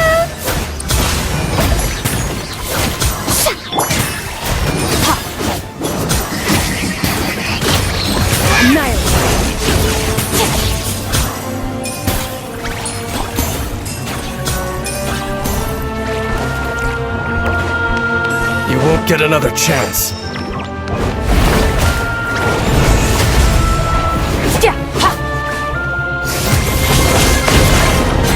Cheap tricks. Stars, shine for me. A burst of flavor!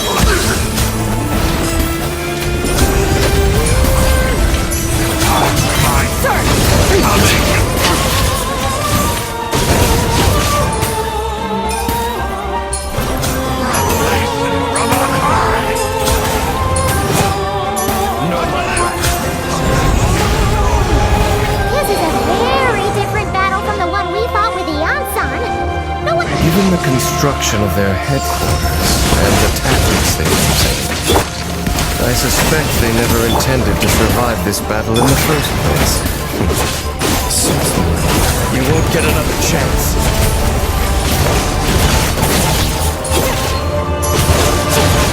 Someone else has to.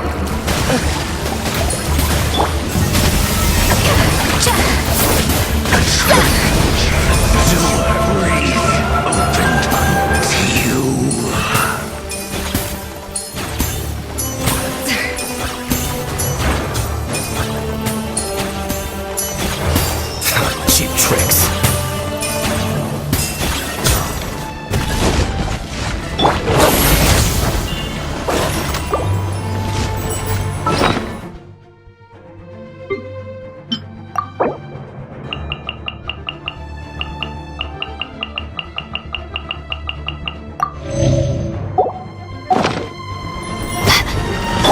Off to the freezer! Shower me with praise! Know my wrath.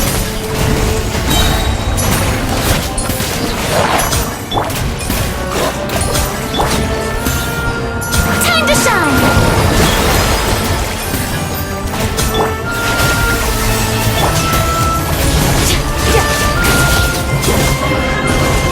Cheap tricks.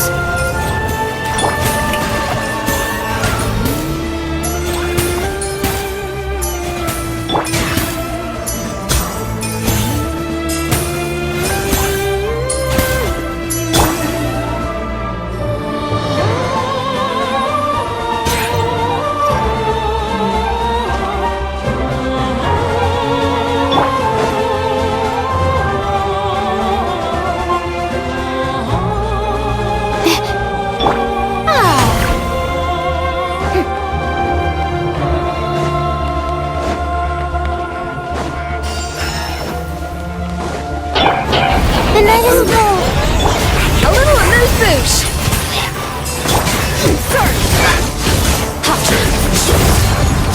Relentless spectre haunts us. The abyss is all present. To flee is futile. To resist it, vain.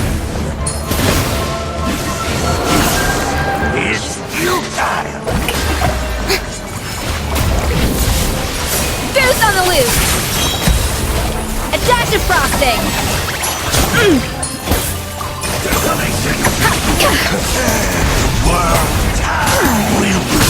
The audacity! Shower me with praise! Someone help me!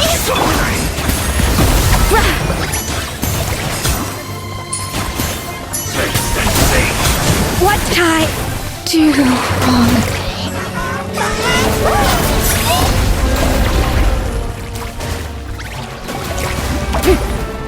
Yoo-hoo!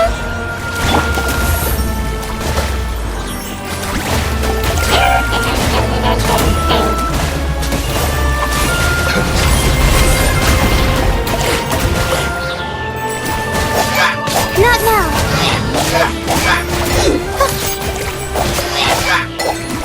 We've reached the end, but still no trace of your brother. So, who's calling the shots here?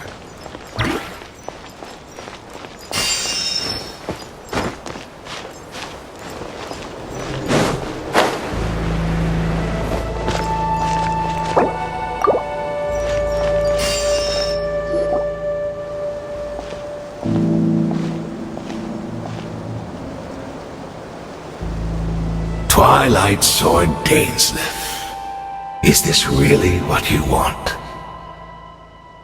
It is indeed. I will take every opportunity to hunt you down to the last man.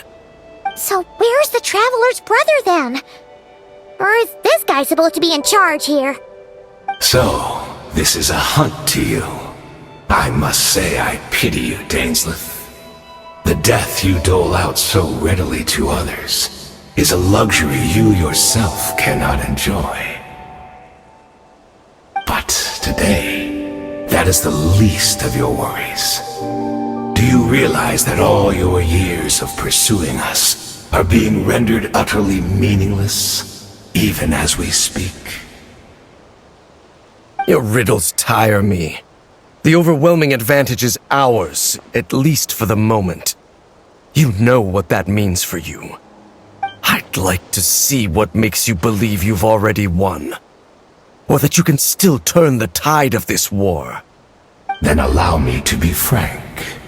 As far as we are concerned, our prince has already won by other means. And I do not merely mean this battle. No. His Highness has achieved something far greater. For today, the Abyss Order's greatest wish has finally been fulfilled.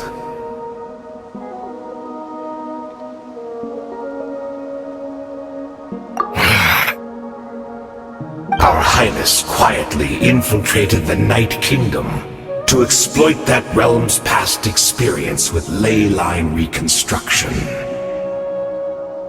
And then used the Loom of Fate to reweave the ley lines of Conria.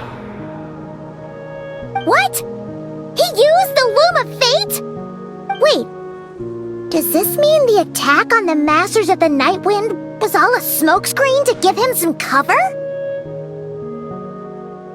Oh no!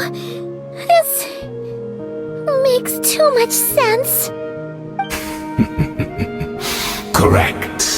As of now, our homeland has been revived. And all of my comrades that you have slain, Dainsleif, they shall forget the struggles that have beset them these past 500 years, and begin their lives anew in a Conria restored to life. What a load of drivel. Your falsehoods are riddled with flaws. My ears tire of your tedium.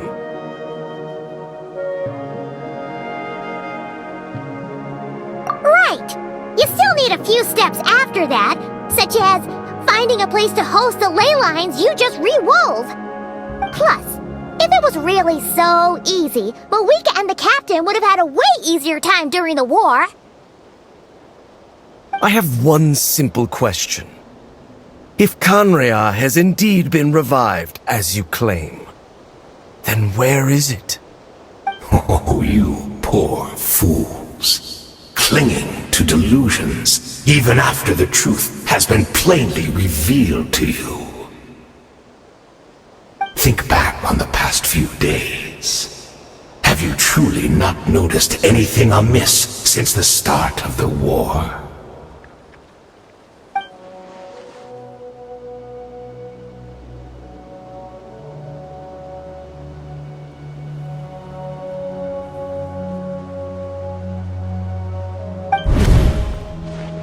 I sensed something strange in my dream. It was vague, but it seemed as if some noise had found its way into Natlan's ley lines. Oh, what does that mean? Hard to say. I don't think it had any tangible effect on the Night Kingdom or on our ley lines, but still. It's like a signal that exists on a different dimension of reality. It might not interfere with ours or pose any detectable risk, but I just get the sense that something strange is going on.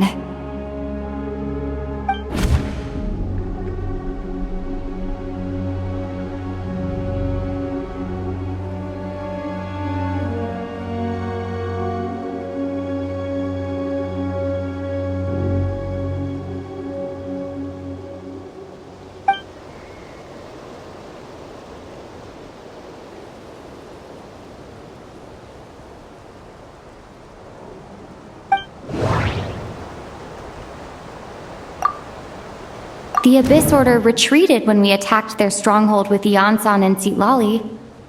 This isn't their usual style. No. That could have been a tactical decision. At least, I can't see how that was directly connected to the revival of Conria. I couldn't see the monsters that Deirdre could see, and she couldn't see the ones I could. We could only see the monsters in each other's sight after making physical contact.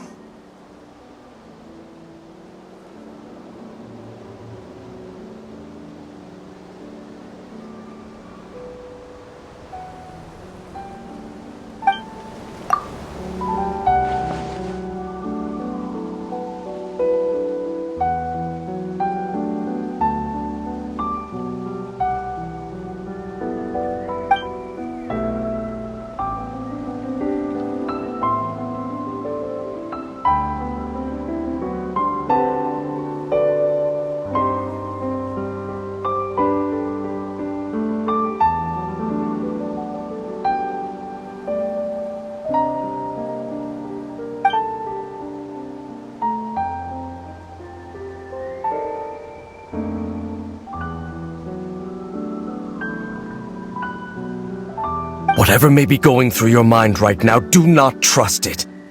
I urge you not to believe his lies. The notion that Conria has been revived is preposterous. Unless I see it with my own eyes, I refuse to entertain it. There is only one thing that should demand our attention in this instant, and that is silencing this man for good. Obstinate fools! Give in to the embrace of the abyss! The night is cold. And be baptized! Let my name echo in song! A little amusement! Annihilate. Wasn't expecting this. My body is failing me. But I will not bring shame to the name of the abyss! That should be all of them, right? So, we've destroyed the Abyss Order's headquarters in Natlan, but somehow, that didn't feel satisfying at all. Are you still thinking about what that guy said? You look really worried. I understand. You think she might be from the revived Conria, yes? I have said my piece. I doubt Conria could have been revived so easily. But if it will give you some peace of mind, you should talk to her and test your theory. I will stay here and do some post-battle cleanup. Perhaps there are some clues left to be found.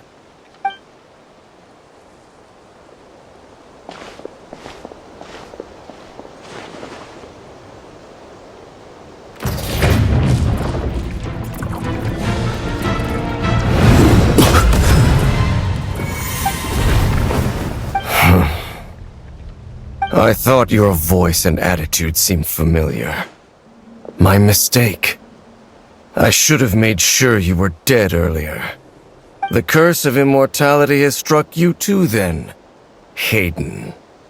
500 years on, and you still refuse to address me as master. Don't forget, Dainsleif. You may be the renowned Twilight Sword, while my arm has grown too feeble to swing a blade. But I taught you everything you know about wielding a blade. Ha! Your arrogance and malice cost you all of my respect long ago. Be that as it may, under the circumstances, I see no further reason for us to fight. The curse of immortality means neither of us has a way to completely destroy the other. Speak for yourself. I intend to kill you 100 times over.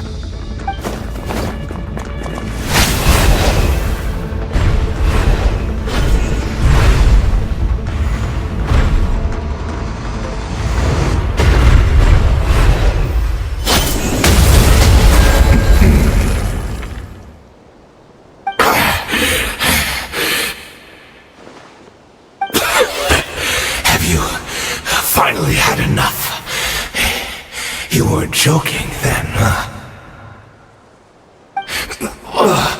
Never, in all my worst nightmares, have I experienced anything close to the pain of 100 deaths. Surely, there's no point taking out all your hatred on me alone. That was just for your actions in the Abyss Order.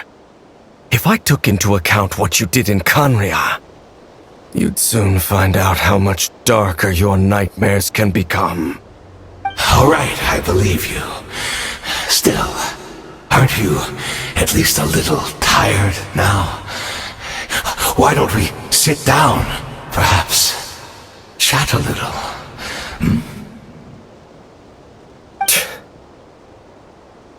What? Not a fan of reminiscing about old times? Well, I suppose you don't have many fond memories to look back on.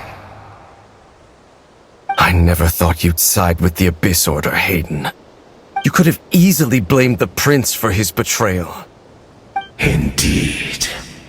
When the cataclysm first struck, everyone prayed for the Savior to deliver them, but he was nowhere to be found. Yes, we knew that the great abyssal power within him had been divided up. Yet we still despaired at his choice to leave us. Still, I believe that everything he's doing now, including his regret over what happened, comes from a genuine place in his heart. And besides, who else can we place our faith in? We are proud Conrians, are we not? I mean, we can hardly turn to the gods.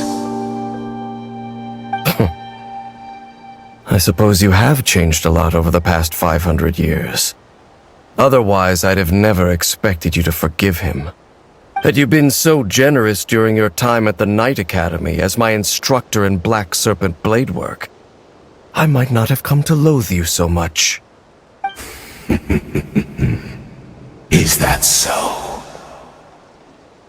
All my good deeds were clearly in the spirit of the Academy's code of chivalry. Yet I received corporal punishment for being restless and brash. And as much as it pains me to bring up his name, even my co-student, Sir Telogi, was prosecuted for following the spirit of knighthood. He even lost limbs over it. There's little point in discussing it now, of course. But all of this was your doing, wasn't it, Hayden? You wore a mask of benevolence as you viciously suppressed the next generation of knights, all to bolster your own position and reputation. What? Too cowardly to admit it? Oh, I'm sorry, Dainsleif. I would apologize to you for those actions, truly. But the fact is, I honestly can't remember them anymore. Look at me. Look at what has become of me. Only by the Abyss's grace have I managed to maintain this physical form. But as for the rest, memories, spirit, emotions, personality, they have long become eroded, fragmented beyond recognition. Even if mine was a past steeped in sin or in shame I once longed to hide, I would wish to remember it. Without my history, I fear I will become another person entirely. I would like to apologize for any misdeeds that are mine. So please, tell me everything. Tell me about the Kanria we once called home. No wonder your personality struck me as different. Memories are indeed a crucial part of a person's identity.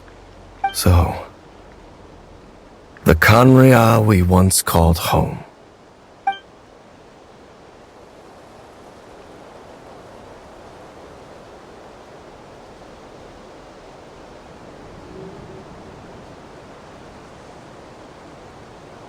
You seem to remember much. Could you tell me more about it? About our golden age? I'm not interested. I have neither the time nor the sympathy. Is that so? What a pity. But this will be quite sufficient, as long as the loom of fate heard what I could not. The loom of fate? What have you done? Tell me. I'm afraid I owe you yet another apology, Dainsleif. You were right. I lied to you earlier. Your wits are too sharp to be fooled by me. The homeland hasn't yet been revived. In fact, even the ley line weaving is not yet complete. Think of ley lines as the collection of memories concerning a given place. To reweave Khanria's ley lines as they were 500 years ago, we would somehow need to retrieve almost all the memories of Khanria from that age. The loom of fate cannot weave without an abundant supply of memories. And so, we relied on everyone in the Abyss Order to provide what they could, even though fragments are all that remain in most cases.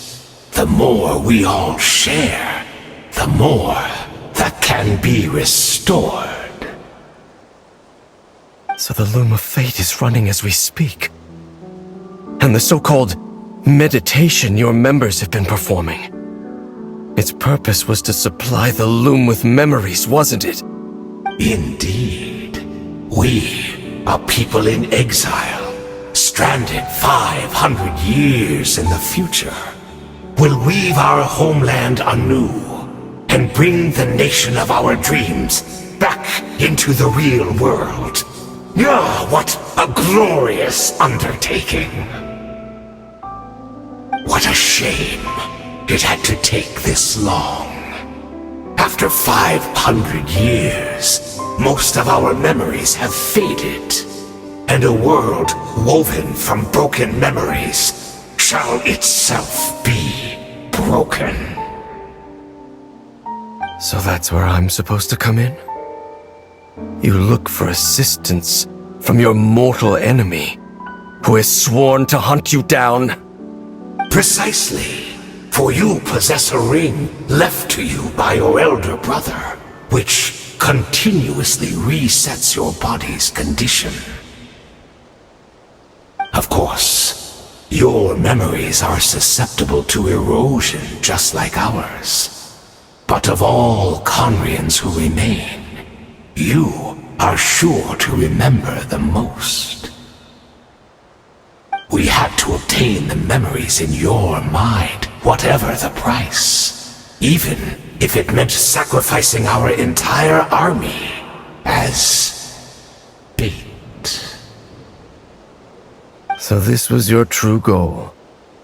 To lure me here, guide me into a state of meditation, and access my memories. So be it. A few of my fading memories for your entire army?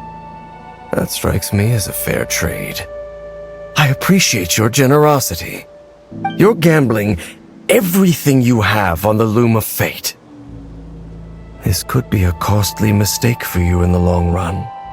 Perhaps, but that is the gamble our Highness has chosen to make. And thanks to you, the loom of fate has now finished weaving the ley lines. New Khanria is complete! Enough about your beloved leader. You said you would pay any price for my memories, did you not?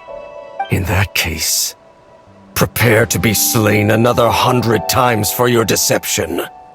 I hope it was worth it.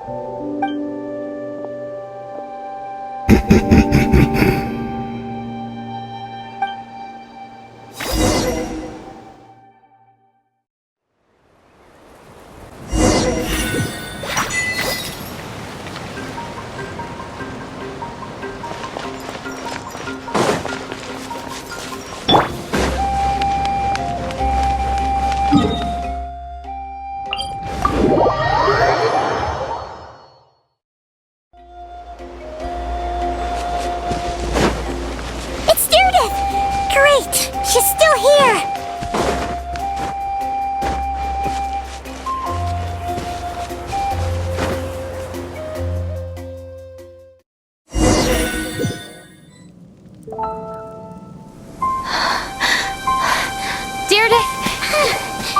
Deirdre, are you okay? Did something happen?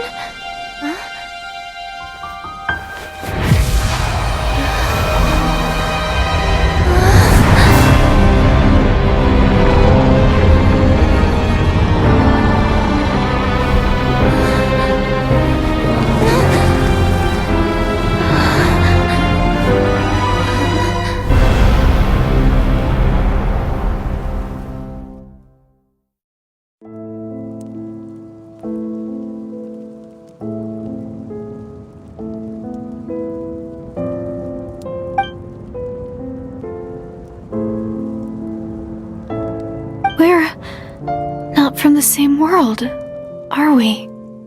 No. I come from your future. Wait, but that's great! That means the world isn't going to end. In that case, tell me, what happens to Conria? What happens to my homeland? No, wait.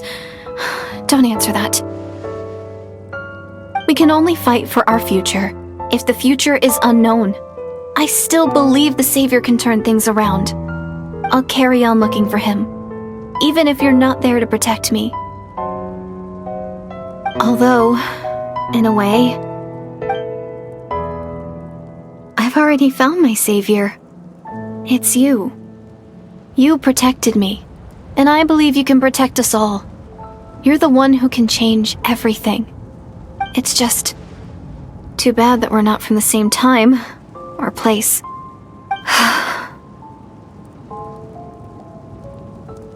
Oh, one last thing before I forget. I know how much you want to find your brother. Surely he must be desperate to find you too. So, is there anything you can give me as a memento? Proof that we met? That way, when I do find him, I can convince him that you're also searching for him.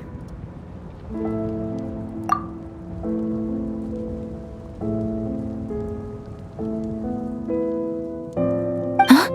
What is it?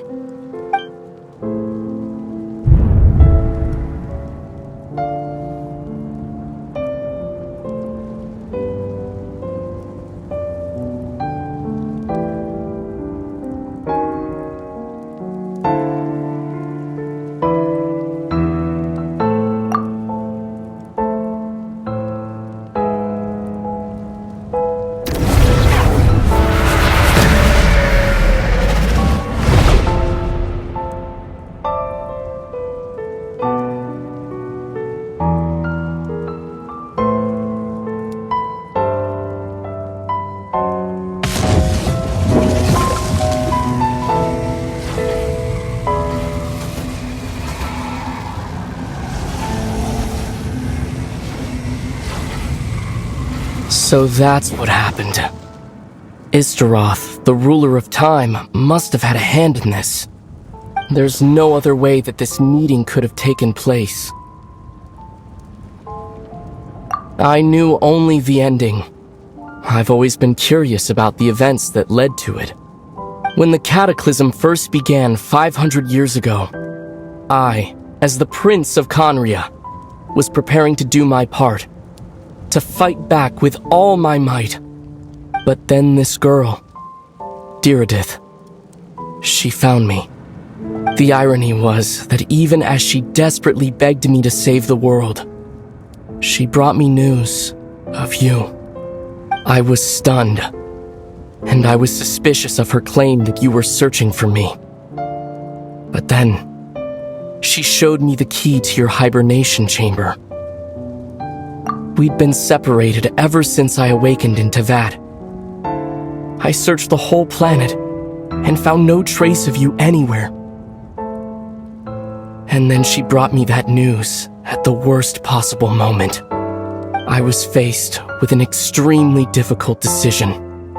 I desperately wanted to see you again. But Conria was in equally desperate need of my help. I knew that no matter what I chose, I'd regret my decision for the rest of my days. So I steeled myself against the guilt and made my decision. I went to see you.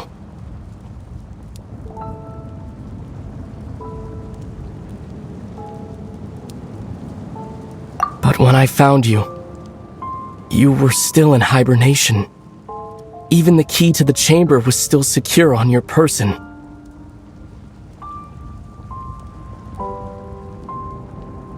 I couldn't make sense of what I was seeing, but there was no time to think. I just grabbed you and ran. That's where we are right now. An intersection in our memories. This question has haunted me for the past 500 years. I never imagined the answer would come to me like this. So, my actions 500 years in the future set everything in motion. Are you mocking me, Istaroth?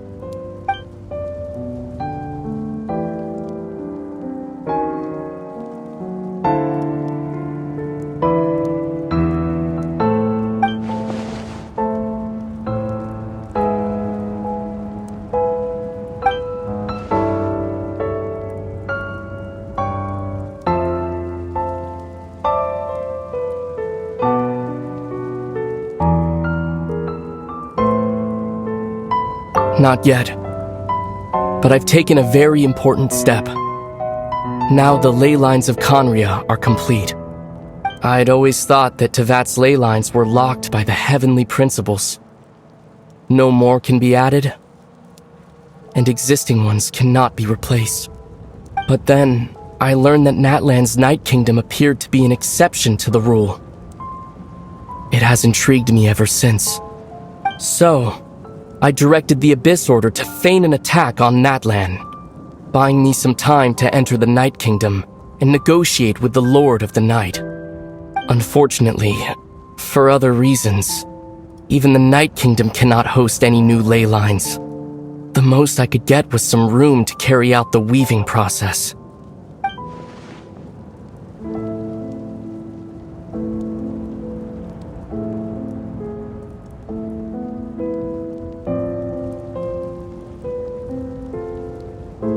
Still, I received the Lord of the Night's permission and activated the Loom of Fate. Using an Intivat as the base, I was able to grow a realm based on the Conria of 500 years ago, superimposing it over present-day Natlan's space-time. That superimposition is what allowed you and Diridith to cross paths.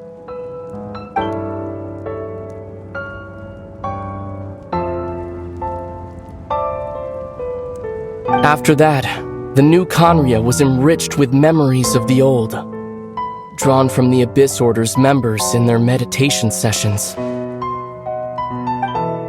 With those memories as raw materials, and the superimposed realm as a template, the Loom of Fate finally finished its work. What I now hold in my hand is the Atlas of the New World. This is the product of the Loom of Fate, holding within it the entire network of new Conria's ley lines. With this, the nation once known as Conria can rise again. One day, I will find a suitable host location for it.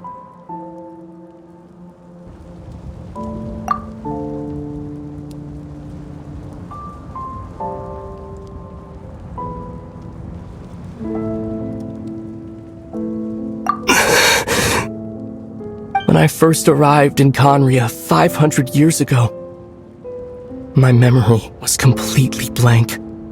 It was only after I had served as their prince for many years that I slowly began to remember everything, including you.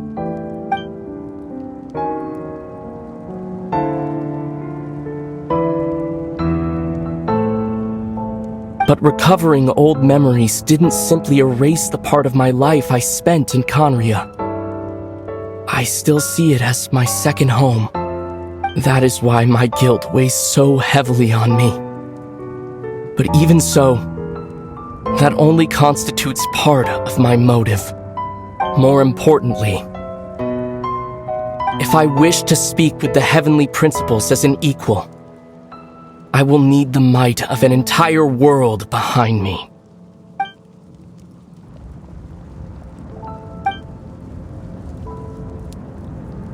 Huh? I know you always want to change fate. We both do. But this time, I won't let you succeed. I cannot miss the chance to reunite with you 500 years in the past, no matter what.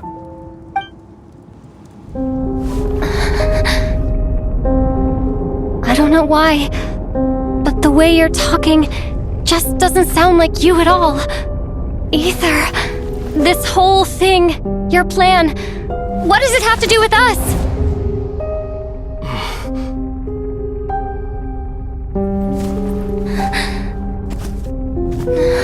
All along, it's only ever been about us. Goodbye, Lumine. We will begin anew at the end of your journey.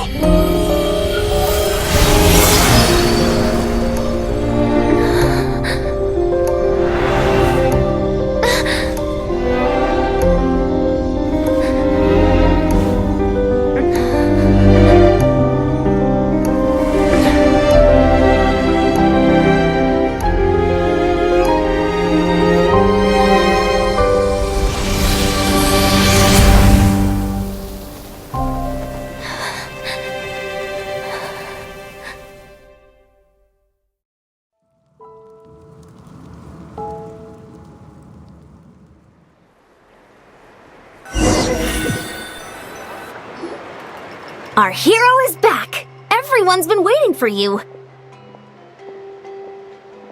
The Abyss Order made a full retreat before our forces even arrived on the scene. All thanks to your efforts, no doubt. Oh, and Mr. Dainsliff's, of course.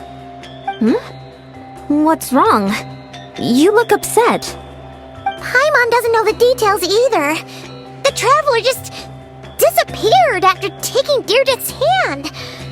It was like they got sucked into another world.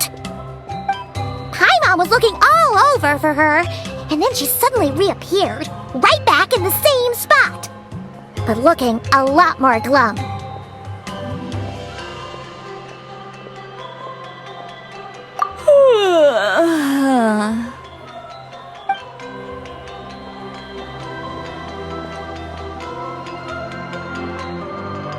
I think I got the gist of what happened.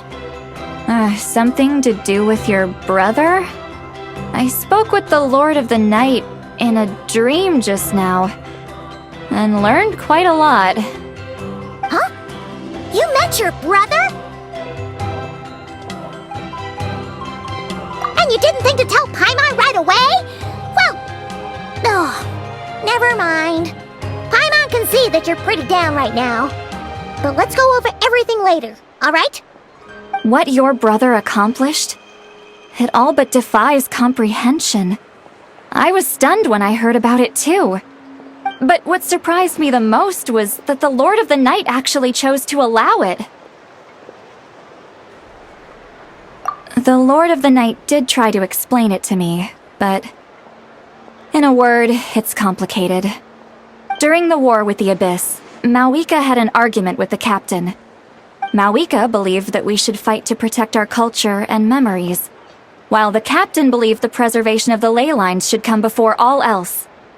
So, the Lord of the Night was very intrigued when presented with the Loom of Fate, and informed of its ability to weave ley lines.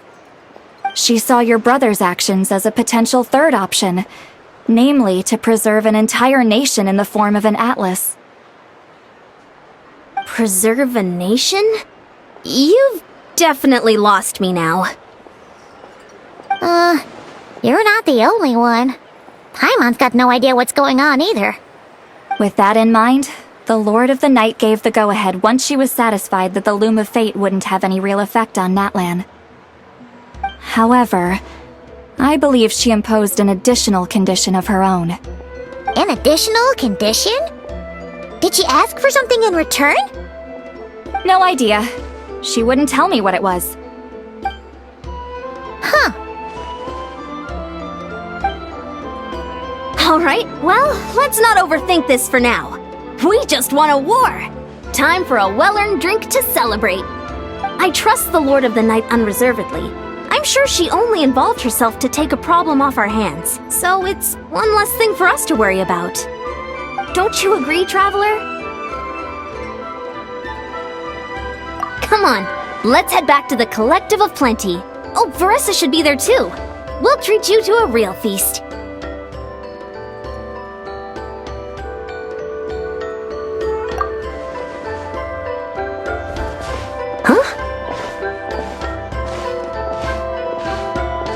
Eon-san, leave her be. This might be hard to understand for an extrovert like you, but some people need alone time to recharge every once in a while. Traveler?